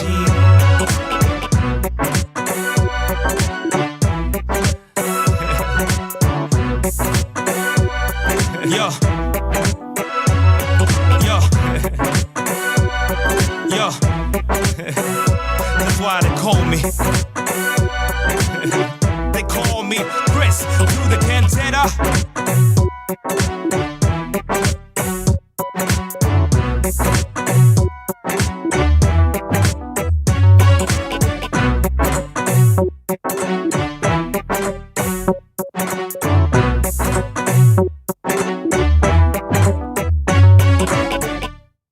Yes, ladies and gentlemen, for one last time, Maze, I'm saying have a good afternoon. Thank you very much. Thank you, Dr. Zippy. Thank you, Wakio and the gang. And definitely thank you to Stuart and the Dedan Trial of Dedan Kimathi crew, Maze. Tomorrow show all these shows when they're happening. Ya Zippy, share sell out, Maze. Wakio, wamewambia PSP. Details in a release wa sai. So go check out BTM on all their socials. And last but not least, Stuart and the gang are showing this particular one in honor of a hero, not only Kimathi, but also Ngoge himself and Mishere Mugo. Asanteni sana ladies and gentlemen. Kwangu si mengi sana, ni kusema tu asante. Mimi nakimbia set, lazima tu shoot, tuwatengeneze content. Na we kaa huko pia, kile unafanya najua ni cha muhimu mazee. Kwa hivyo kaa huko kwenye streets, kaa huko kwenye mboka mazee, na heshimu everything that you're doing mazee. Until next time, it's your boy Kigondu signing out. Center Stage is the show. Kangoma kamoja, tufunge chapter. Asanteni sana. To follow on the socials at Center Stage _ pale IG, na definitely Power Radio. Paenda pale YouTube, every other time unahata show, unaicheza tena. Kama unasikizanga kwa website, unaweza sikiza hii show ikika masaa ya midnight hapo hivi every other Thursday. Tuko ndani tena sana. Saizi Flozz ameanza kuniangalia macho ya kuandamana, so acha mimi nifunge show mazee. Peace. Your kind of music, all day, all night, right here on your only station, Power Radio.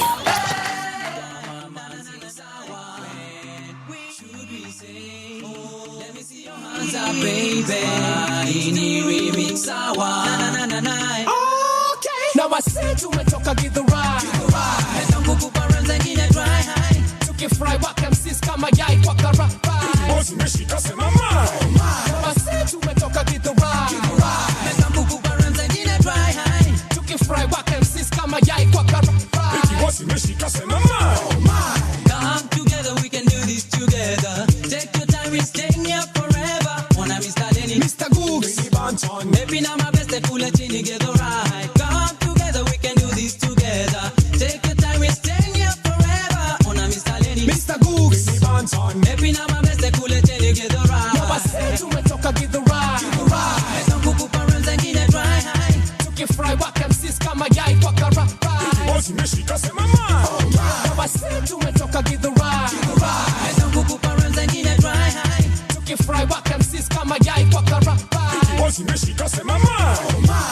boss them no happy, so happy. The man them no happy. To at least come out if you're deadly, so deadly. So let me love.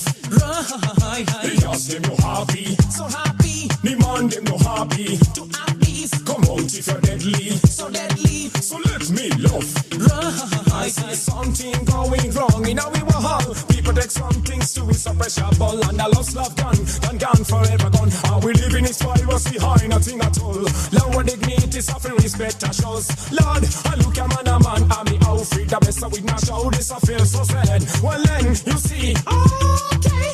Come together, we can do this together. Take your time, we're staying here forever. Wanna Mr. Lenny, Mr. Gooks, maybe now my best, they pull it in together, right? Come together, we can do this together. Take your time, we're staying here forever. Wanna Mr. Lenny, Mr. Gooks, maybe now my best, they pull it in together, right? Hey, yo, who's got the biggest appetite for Kenyan ladies? But they move her tongues, walk each other wearing tighties. But they move her shorts, silky skirts with no high heels. Ni Mr. Gooks and never mind this. Stupid Wakio Mzenge still asking, did you write this? What you thinking, boys? Cooks support this? That's a lie. I'm a simple crazy guy, talk a cool like it to ride. And if I had the dope, nigga, one me buy fries. I'll see you, Mr. Slide. Yeah, you're not lying. For real, hapa Kenya mse story wanga hivi. Shika my Caribbean sis jenga CV. Believe me, it's just hard to be on TV. Another radio stations don't wanna play my CD. Excuse me, Mr. John, you really don't have to pay me. Just air my song and let it hit. Now I say to me, talk give the ride. Took it fry, Wakio Mzenge kama yai kwa kara. Boss me shika se mama. Now I say to me, talk give the ride. Took it fry, Wakio Mzenge kama yai kwa kara.